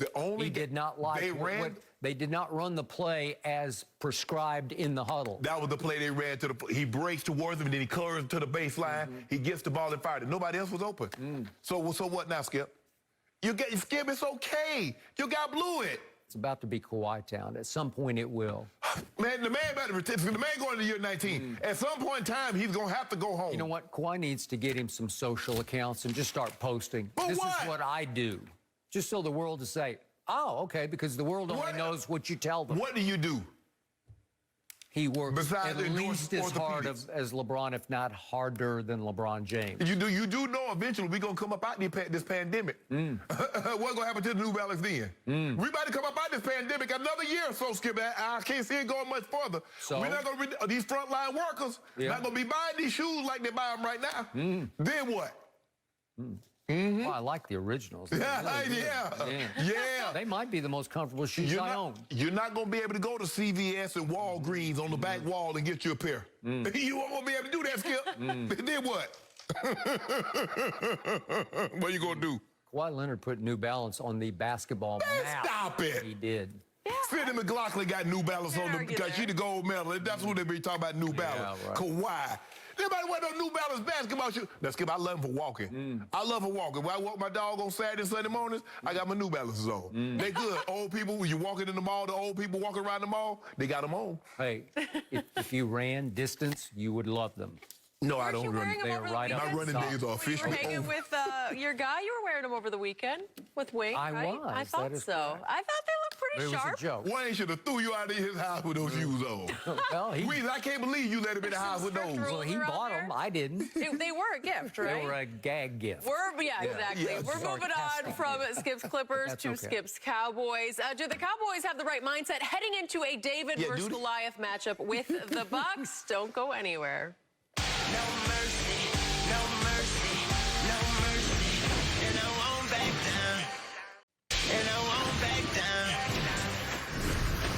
The Cowboys offense got some bad news ahead of their season opener against the Bucs on Thursday. Six-time Pro Bowl guard Zach Martin will miss the game after being placed on the COVID reserve list yesterday, and the team recognizes it'll be a big loss, with Zeke Elliott saying, quote, Zach's our best player on our offense. It's disappointing, but you can't harp on it. We still have a game to go play, and we got to try and get the job done. Meanwhile, Jerry Jones is embracing the challenge of going up against the Super Bowl champ, saying, quote, what better opportunity to step up there and be the David against Goliath? So, Skip, what bothers you the most about this? All of it.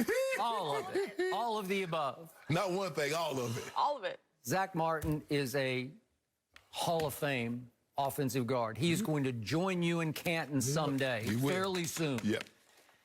And I despise what Zeke said, and even worse, what Jerry said. And yet, I'm here to tell you right now that there is a metallic silver lining to all of the above that I despise. Yeah, I want to hear it. Well, I do love that it's all happening right here, right now. It is only Labor Day. No games have been played. Zero football has been played so far. Am I right? Yeah. So we are getting all of this out of our system before we have to go to GOAT on Thursday night. Let's just get it over with, say all the wrong things, just do all the wrong, have the worst thing happen except for losing Dak on offense. And yet, You mean Zach on offense? Zach Martin. No. I mean, the worst thing would be losing Dak. Oh, okay, right? okay, yeah. This is the second worst thing. I believe he is the second most valuable player on offense, and they barely had him last year, and you know the rest of the story. Okay. I think he's better than Ty Smith is at this stage of Ty's career. I think he's always been better than Lyle Collins. I think he is the driving force of the offensive line, and when I saw this the other day, my head hit the computer because I can't think of a worse blow to the psyche of the football team than to lose him. Right. But it's just probably for a game. In fact, there's some reports yesterday that it's going to be a close call that he won't make it, but they're almost certain he won't make it out of the protocol. Right. He is vaccinated. I hope he doesn't have any symptoms. Right. And I hope it doesn't plague him for the next month that he got COVID. Correct. And I'm going to guess it won't plague him. Okay, so now what bothers me? Well, that does for sure, but Ezekiel Elliott, I thought this was the year for him to have a breakout season as far as a bounce-back season and a coming-of-age season where he became a leader of the team. Well, what's the worst thing you could say right now about losing Zach Martin is that he's the best. Zeke said he's the best player on the offense. Why would you say that if you're a team leader? We're trying to hype him up, Skip. We got this is a big blow to us. Okay, but why would you do? Are you trying to plant an excuse? Yeah, that's what. Yeah. Okay. Thank Because you. Zeke said, just about every avenue I take, I'm paraphrasing, but I just go behind rolls him. back right? behind him, yep. Okay, I got that. And what I told you before, what game tore my guts out the most? It was against the arch rival Washington team on Thanksgiving at Jerry World when we actually forced them to punt the first time. I don't think they punted when we played They at didn't punt Washington. since. Right? Well, that is true. But we did force them to punt, and then we took the ball, thanks to Andy Dalton and Zach Martin, who was back for that game, Right. and we go boom, boom, boom down the field, and it's 3rd and 5 at the 15, and Zach Martin pulls his calf muscle. And I was like, what else can go wrong?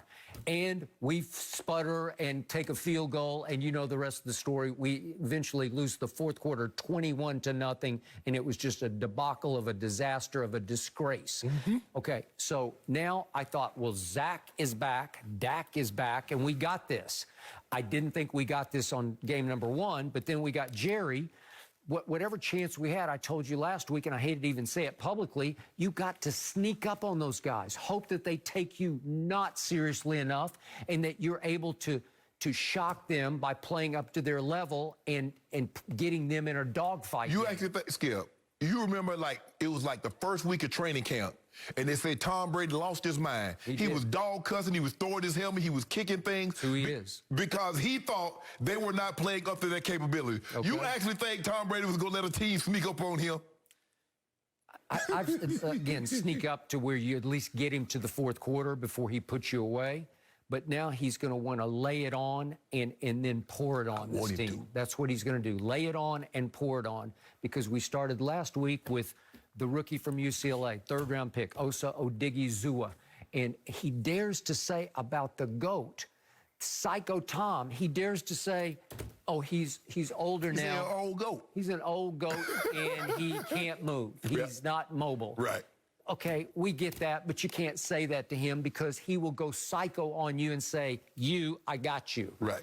And now we have Jerry Jones saying, we want to be David going down there to slay Goliath. No, you don't. You just got to shut up, Jerry. You can't stop talking because when you say things like that, trust me, Tom Brady, in fact, of all the teams on their schedule, if you put him on a lie detector right now, what would be the rankings of who he wants to beat the most? Well, obviously, one comes on, October 3rd, Sunday night at Foxborough. That would be number 1. Right. What do you think number 2 on this list would be? It would be the Dallas Cowboys. He does not like America's team. He doesn't like Jerry talking. He thinks he talks way too much. Yep. And now he says, we're going to be the David that with our slingshot, we're going to hit him right between the eyes with a rock, and he's going to fall dead right in the middle of Tampa Stadium. But Skip, at what point in time do you consider yourself Goliath? I'm like, I remember we playing the Packers. Now, they had just won the Super Bowl the year before. Brett Favre is the reigning MVP. He and Barry Sanders tied. You're talking about your Super Bowl. The Super Bowl, Skip. We're 11.5-point underdogs. It wasn't no David going to beat no Goliath. Mike Shannon said, we're a better football team than them. Did he say that? Yeah, that's what he was in meetings. He said, look, Shannon, please don't give him any bulletin board material. This is the one time, I let you talk whenever you want to. Good. That's what I'm trying to say here. This is the one time you can't. So look here, man. I had all the, me and Leroy Butler, we used to work out together. He and my brother was very good. My brother played there. So, man, I said, look, Leroy, the best strong safety. They got Reggie, Reggie White's over there. They got a very good football team. They're the reigning Super Bowl champ. But I'm thinking in the back of my mind, we're going to tell y'all, what up. Just playing it up. Knowing what we represent. Hold on. Y'all it's not an accident we got here. We went on the road, beat Kansas City in Kansas City, beat Pittsburgh in Pittsburgh. I got that. Get you on a neutral field. Okay, so nobody said we're David going to slay Goliath, right? You just didn't say much at all. We can lie too. Right? Yeah, we got TD, we got the AFC rushing champ, we got a Hall of Fame quarterback, we got Pro Bowl players. So did you restrict yourself and say all the right things? I did. Good. I was very professional. You've been proud of me. All right. So you did not poke any bears. You did not give them any jet fuel, right? No. Okay. So that my Cowboys just can't stop talking. Right. My owner can't stop. My rookies can't stop. And they're already in the wrong place at the wrong time because Tampa has so much to prove. We were not a fluke. Right. Watch this. They all came back. Brady was on fire. The last time I saw him in a preseason game, he threw for 154. My quarterbacks played 0 since almost a year ago. We're going on a year ago. Yeah. My running back played 0 in the preseason. Lyle Collins played 0 last season. Right. Tyron Smith played, 6-7 games last season. Zach Martin was in and out of the lineup last season. The last time all 3 of those played in a regular season game was December of 2019. Well, Skip, here we September 2021. So I just don't look. We understand Zach Martin's absent. He's one of the two best guards. I think Quentin Nelson is the best guard, but Zach Martin is number 2.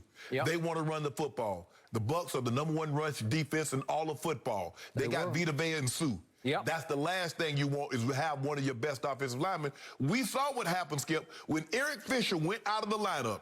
They had to reshuffle. They had to take the right tackle, put him at left tackle. They had to do a lot of rearranging of the offensive line. The last thing you want to have happen is to have Zach Martin out. And now you got to bring somebody else, because if the guy was so good, he would be in there next to Zach Martin. But he's not. And as much as I want to see my quarterback coming off 2 ankle surgeries get fire tested, Not like I this don't one. want to see him on his back all night long, Right. because that's just a little risky when he's taking no contact at all, right? Yes. So for me, I would prefer Jared to say anything. Look, it's a great opportunity for us to go down there and see what we're made of. You know, I know we hadn't played a whole lot in the preseason, but I think our guys will be ready for the test. Even if you don't believe it, Skip, sometimes the objective of a coach or your owner is to lie. You got to lie to him, make him, no, man, you think, man, Jared, believe in us. To call me David, you say, man, I really ain't got no chance. I'm really a decided underdog. And I'm going to have to get lucky with a slingshot and a rock to win this thing. Okay, so I'm on record. We will lose this game. Now I'm starting to get worried about the Chargers game, which is at Chargers the next week, because they're actually a 1.5 favorite at Washington, which shocked me. I thought Washington would be favored that game. You know the best part about this is, Skip? What? I don't have to wait 2 days. I don't have to wait, because guess what happened? Y'all play Thursday, and I'm right here Friday morning. Okay, good. Okay, but we do have... we come home for Philly and Carolina and the Giants. We will win those 3. Sam Darnold might get y'all. No, we'll be off to the races, and we will run away with the NFC East, and that's all I care about. See, Mike might go for 200. Yep. You don't see Mike might go for 200 on y'all. Yeah, well, Curtis Samuel, Samuel. No, not Samuel. Richie Anderson. Yep. They got a nice little squad out there, Skip. They got something brewing. Dak might throw for 400 against them. Oh, but of course. Okay. You'll be down 35-10 at the half. Okay. Well, I'll bet you a case right now on that game. Okay. No, not yet.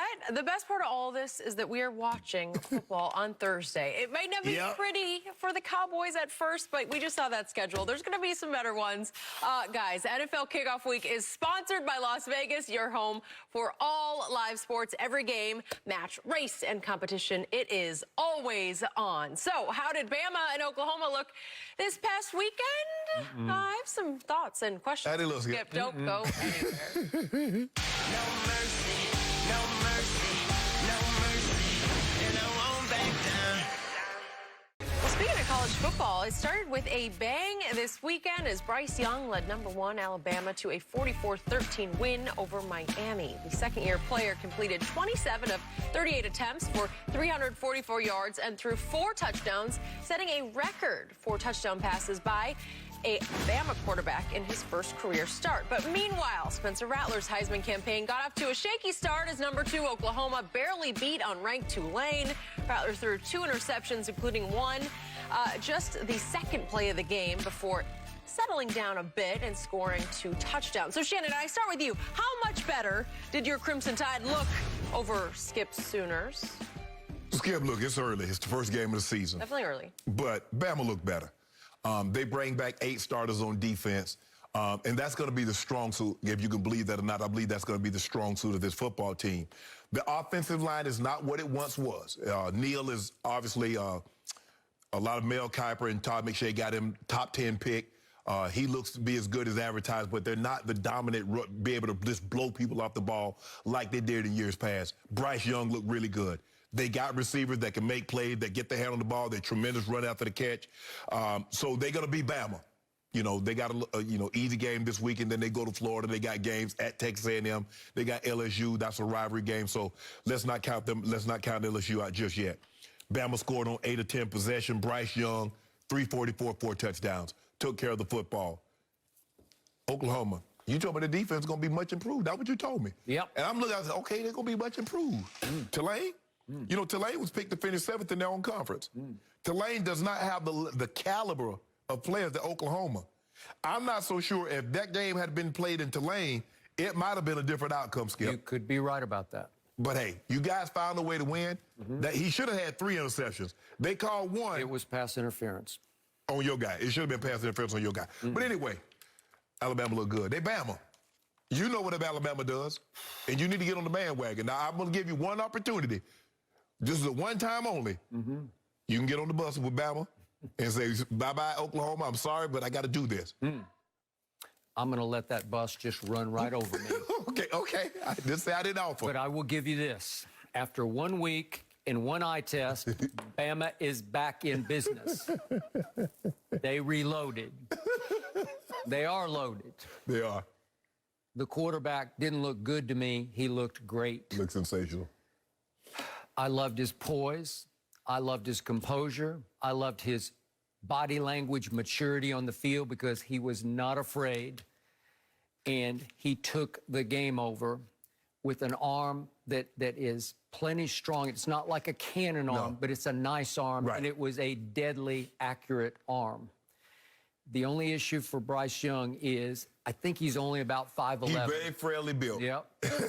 So we'll see how that holds up at A&M and against LSU when they start to knock him around. Yep.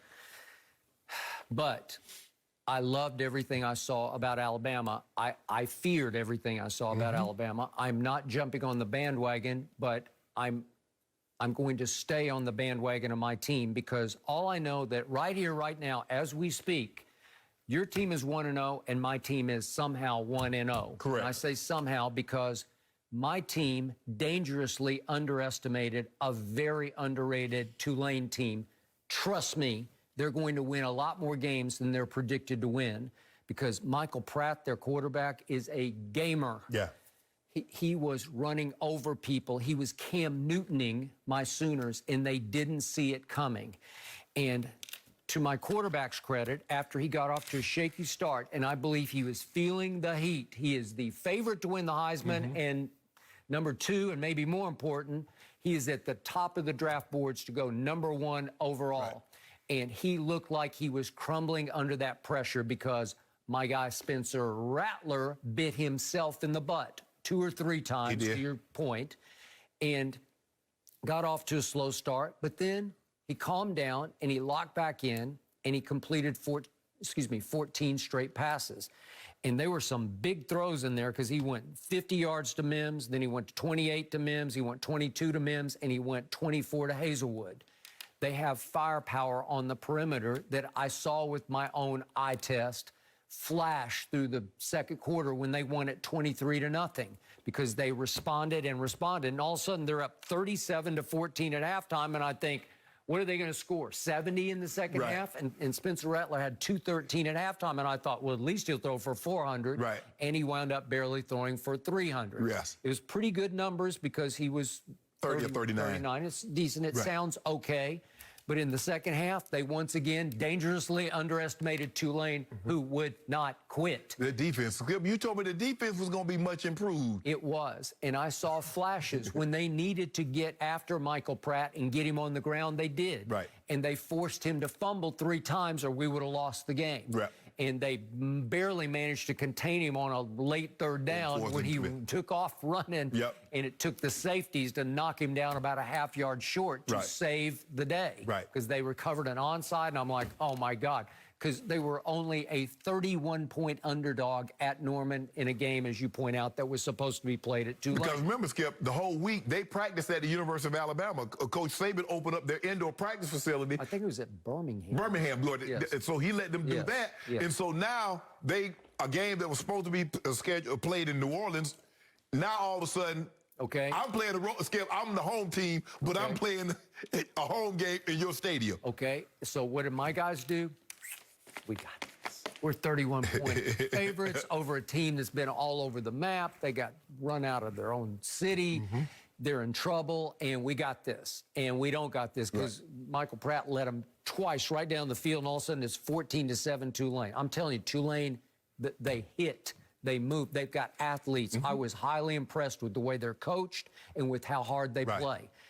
Again, I'm making no excuses for my team because my team was off all day long. My team did not take them seriously enough all day long, and it got to be a long, hard day because I was supposed to go somewhere and take Ernestine, and I said, maybe we can leave in the fourth quarter. I told her before the game started because it'll be like 70-14. And you know what happened, and she was not happy. I said, I'm going to lose. It would have been the most humiliating home loss in the history of the program. And I'm here for it. Okay, I know. Now, You Bama, would have Skip, been here. Bama did lose one of the best rushers. He tweaked an ankle on the sack of King. Yep. So that's going to be see how that pans out. But they can get after your quarterback. The back end, the secondary, is really the strong suit because they bring all of those guys back. They can run to the football. They can fly around, Skip. And they're only going. Bryce Young is only going to get better, Skip. I agree. He's only going to get better. Well, he is. You want to talk about mature? And they say they said he's the best of all the guys. They say he has the ability to be the best. And that's saying something. I don't doubt it, except if you project him to the next level, it's hard to be 5'11" and be that great at the next level. Yeah, unless you Russell Wilson. Drew Brees. Okay, well. But, Skip, but I look at Rattler. Rattler doesn't look like a big guy either. He doesn't look like a 6'3", 6'4", 240-pound guy. I think he's really, I think they listen at 6'2", and I think he's 6'1", and I'll go on record. I'll go on record. 6'1"? I still believe he has a great shot to win the Heisman just because they're going to put up ridiculous numbers, and I think they can win every game, and that will all help. But I'm on record. I do not love him in pro football. Yeah. I don't understand how you can put him at the top of the draft boards because I am not sold on Spencer Rattler in the NFL. He's going to have the same opportunity to win the Heisman as Baker and Kyler. You know why? Because the defense is suspect, and he's going to have to play late. Okay. Well, this kid here, maybe. You know how they do it, Skip. They get up 50 points, and they're out. They're going to be in a nip-tuck ball game. They're going to be some games 45, 44 that they're going to have to continue to play, and so he's going to have these big numbers, just like, not saying Kyler and Baker didn't deserve it, but because when you're defense and you have to outscore people, this is what you're going to get. But I told you Baker and Kyler can play in the NFL, and I'm telling you right now, not sure about Spencer Rattler. Okay, I think that's fair after the performance over the weekend. I'm visiting Oklahoma in 2 weeks, Skip, Nebraska. Oh, man, Nebraska. We got this. Yeah, you got that. I will do some research. I didn't say anything about Nebraska. That's not Coach I will do Osborne, some Nebraska. research about the Sooners and Spencer. I'll get back to you guys about that. Oh, and also Tom Brady still talking about his offseason knee surgery. I feel like he's mentioned this a couple times. Yeah, we'll give you the details next. No mercy, no mercy, no mercy. And I won't back down. And I won't back down. Tom Brady is gearing up for yet another NFL season, and he may be better than ever. The 44-year-old quarterback told the Tampa Bay Times, quote, "I can still throw the ball like I'm 24. He also talked about his offseason MCL surgery, removing his knee sleeve after 13 years, adding, quote, "It's good for me to feel like I can move around freely. I'm not going to turn into Michael Vick out there, but at least I'm not going to be super restricted." Shannon, do I even need to ask you how sick and tired you are of Tom Brady talking about his surgically repaired knee? I got 10,000 nerves and Tom Brady on every last one of them. Yeah. The GOAT? It's always something with him, Skip. It's always something. Tom Brady would have you to believe. I would have been even better had I not had to wear this knee sleeve the last 13 years. Is that what Tom Brady wants you to believe? Yep.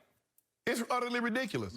The reason why you wear the knee brace is because it gives you peace of mind that the knee is stable. That's why you had the knee brace on.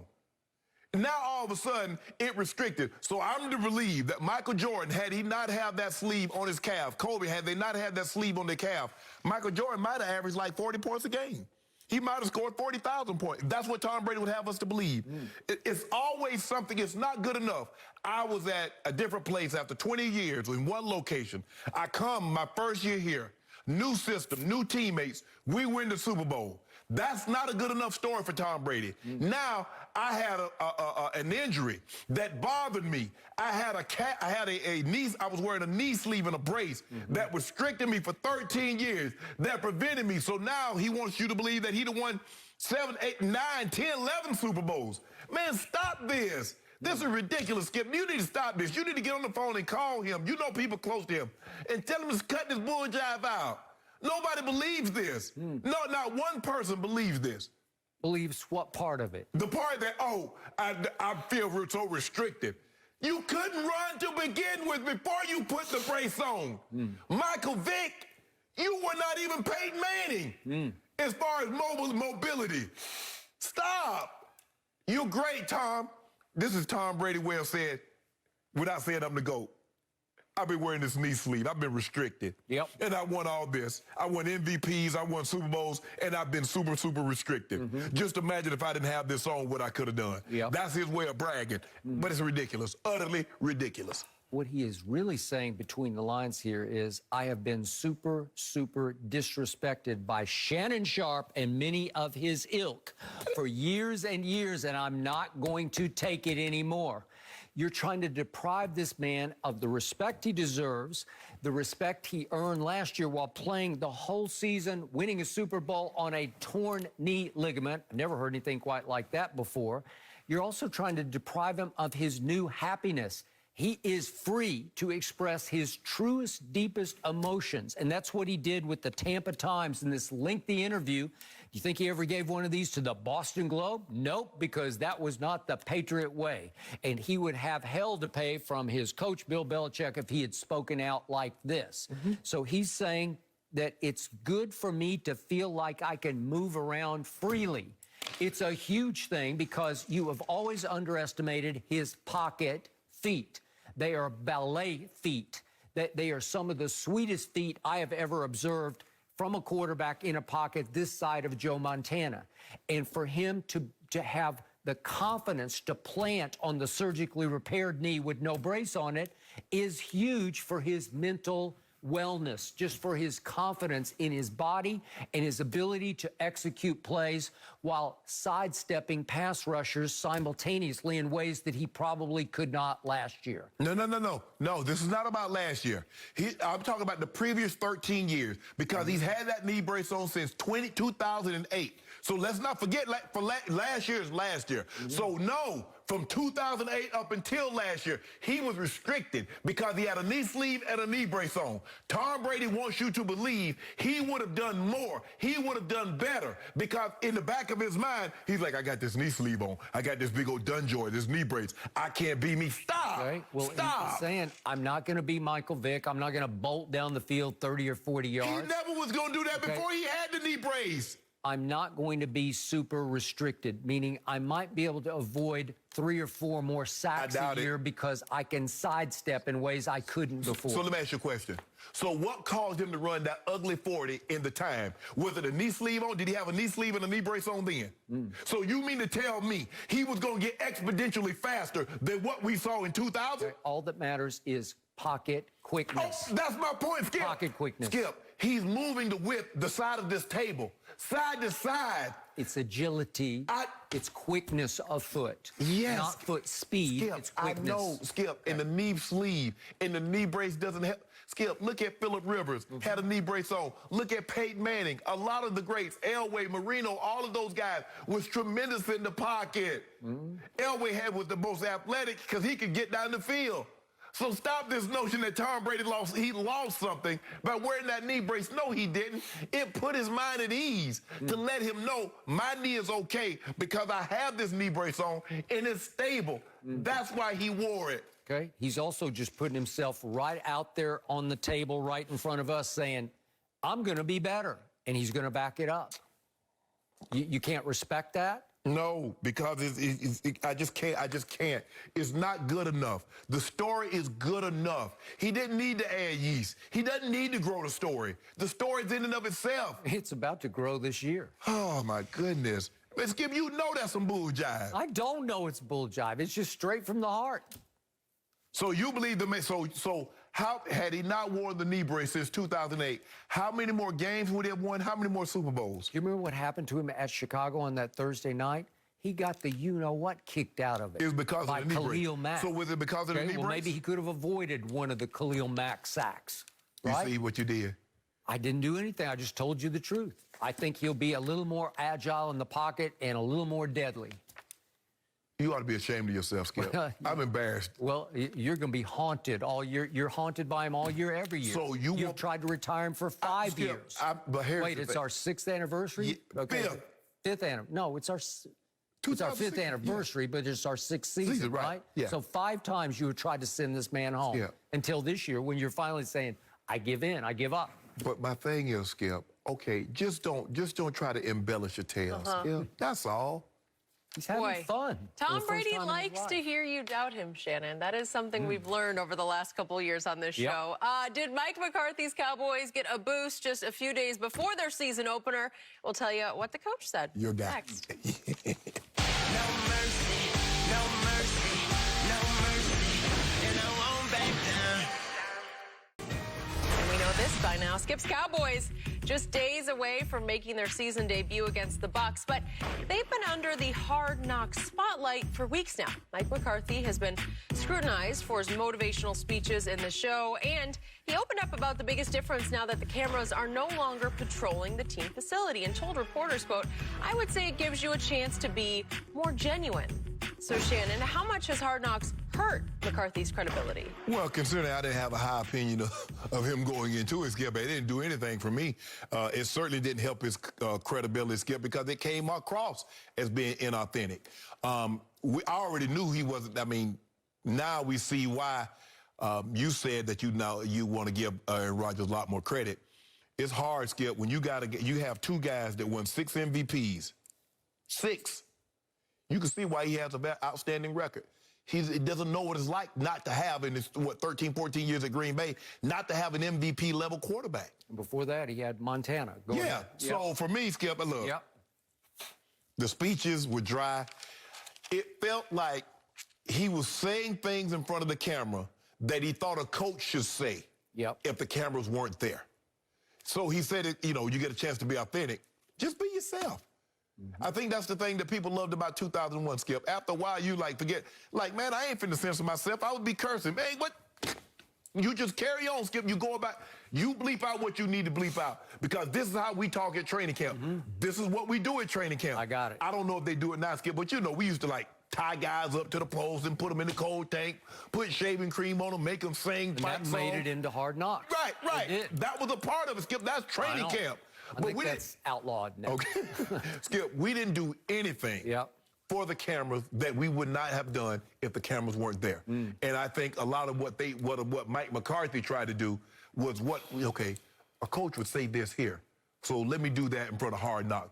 It was terrible. It came across as being terrible. Skip, it's going to get good ratings because it's the Cowboys, and it has something to do with football. But he was terrible. Mike McCarthy took some hard knocks on Hard Knocks, and it was intriguing to me that he expressed on Friday relief that the cameras are no longer around so that he could go back to being his zero self because he didn't have to try for the cameras anymore, right?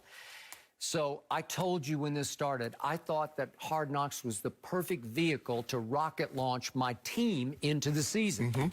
But only one member of the organization, to use your term, had a failure to launch, and it was the head coach. And I did not see this coming because I didn't know that much about the head coach, except that he did win a Super Bowl long, long ago in a galaxy far away with Aaron Rodgers. And you have now convinced me it was because of Aaron Rodgers that he won that Super Bowl. So now he's tried to boost himself with the media by reminding everybody constantly through this training camp, I coach Montana, I coach Favre, I coach Rodgers. Now I'm starting to think they coached you and they carried you. You went along for a great ride. Great ride. And I do believe that Mike Mack, once upon a time, was a really good coordinator in this league and a really good play call. I used to hear people raved about his play calling. Well, it's easier to call plays for Favre and Rodgers than it is for Cooper Rush, right? Correct. So the point is, I believe he was the classic case of the very good coordinator who suddenly got elevated for no apparent reason into being the head coach of the Green Bay Packers, Lombardi's franchise. And because he had those quarterbacks, he did get carried along for a great ride. And I give you that. But then what he did the best for them was to call their plays. Maybe they called some of their own plays. But the point was, he gets hired by Jerry to come to Dallas, and he is told, upon being hired, you cannot run the offense. Kellen Moore runs the offense and calls every play. So Mike McCarthy is relegated to what? A puppet on the sideline? He's just a figurehead. He's the head coach in title only. And so all of a sudden, Hard Knocks requires him to give a big rah-rah speech before the first preseason game or the second one. I think it was the one at Arizona. It's game number 2. And he's trying to pump them up like it's the Super Bowl, and it's embarrassing. Oh, this team beat us last year. Oh, they did? It's a preseason game. Bro, ain't nobody count that. It's their first preseason Yes. game. Nobody's going to play. None of your guys are going to play. We got to go out there and kick their ass. What are you talking about? And it was all so forced and so lame and so cliched. He embarrassed himself and ultimately embarrassed the Cowboys, because you don't think of America's team having that guy giving those motivational speeches. Right, and that's the thing, Skip. It's like if I'm the position coach, I'm the linebackers coach for the Giants, and LT is a linebacker. Skip, that ain't me. No. That's him. Him. I got it. I mean, bruh, you got Brett Favre and you got Aaron Rodgers. Those guys got 6 MVPs between the two of them. And that's all you've known. I know. And you're going to take credit for that. Well, so for his sake, I'm relieved that this is about to end. Yeah, Okay. he better win some games or his career in Dallas might be ending. Yeah. Really, the evaluating starts Thursday in so many ways. Guys, Kawhi Leonard popped up in a Drake music video over the weekend. Did you see this? Let me break this down. Man can move. No, stop it. No mercy, no mercy.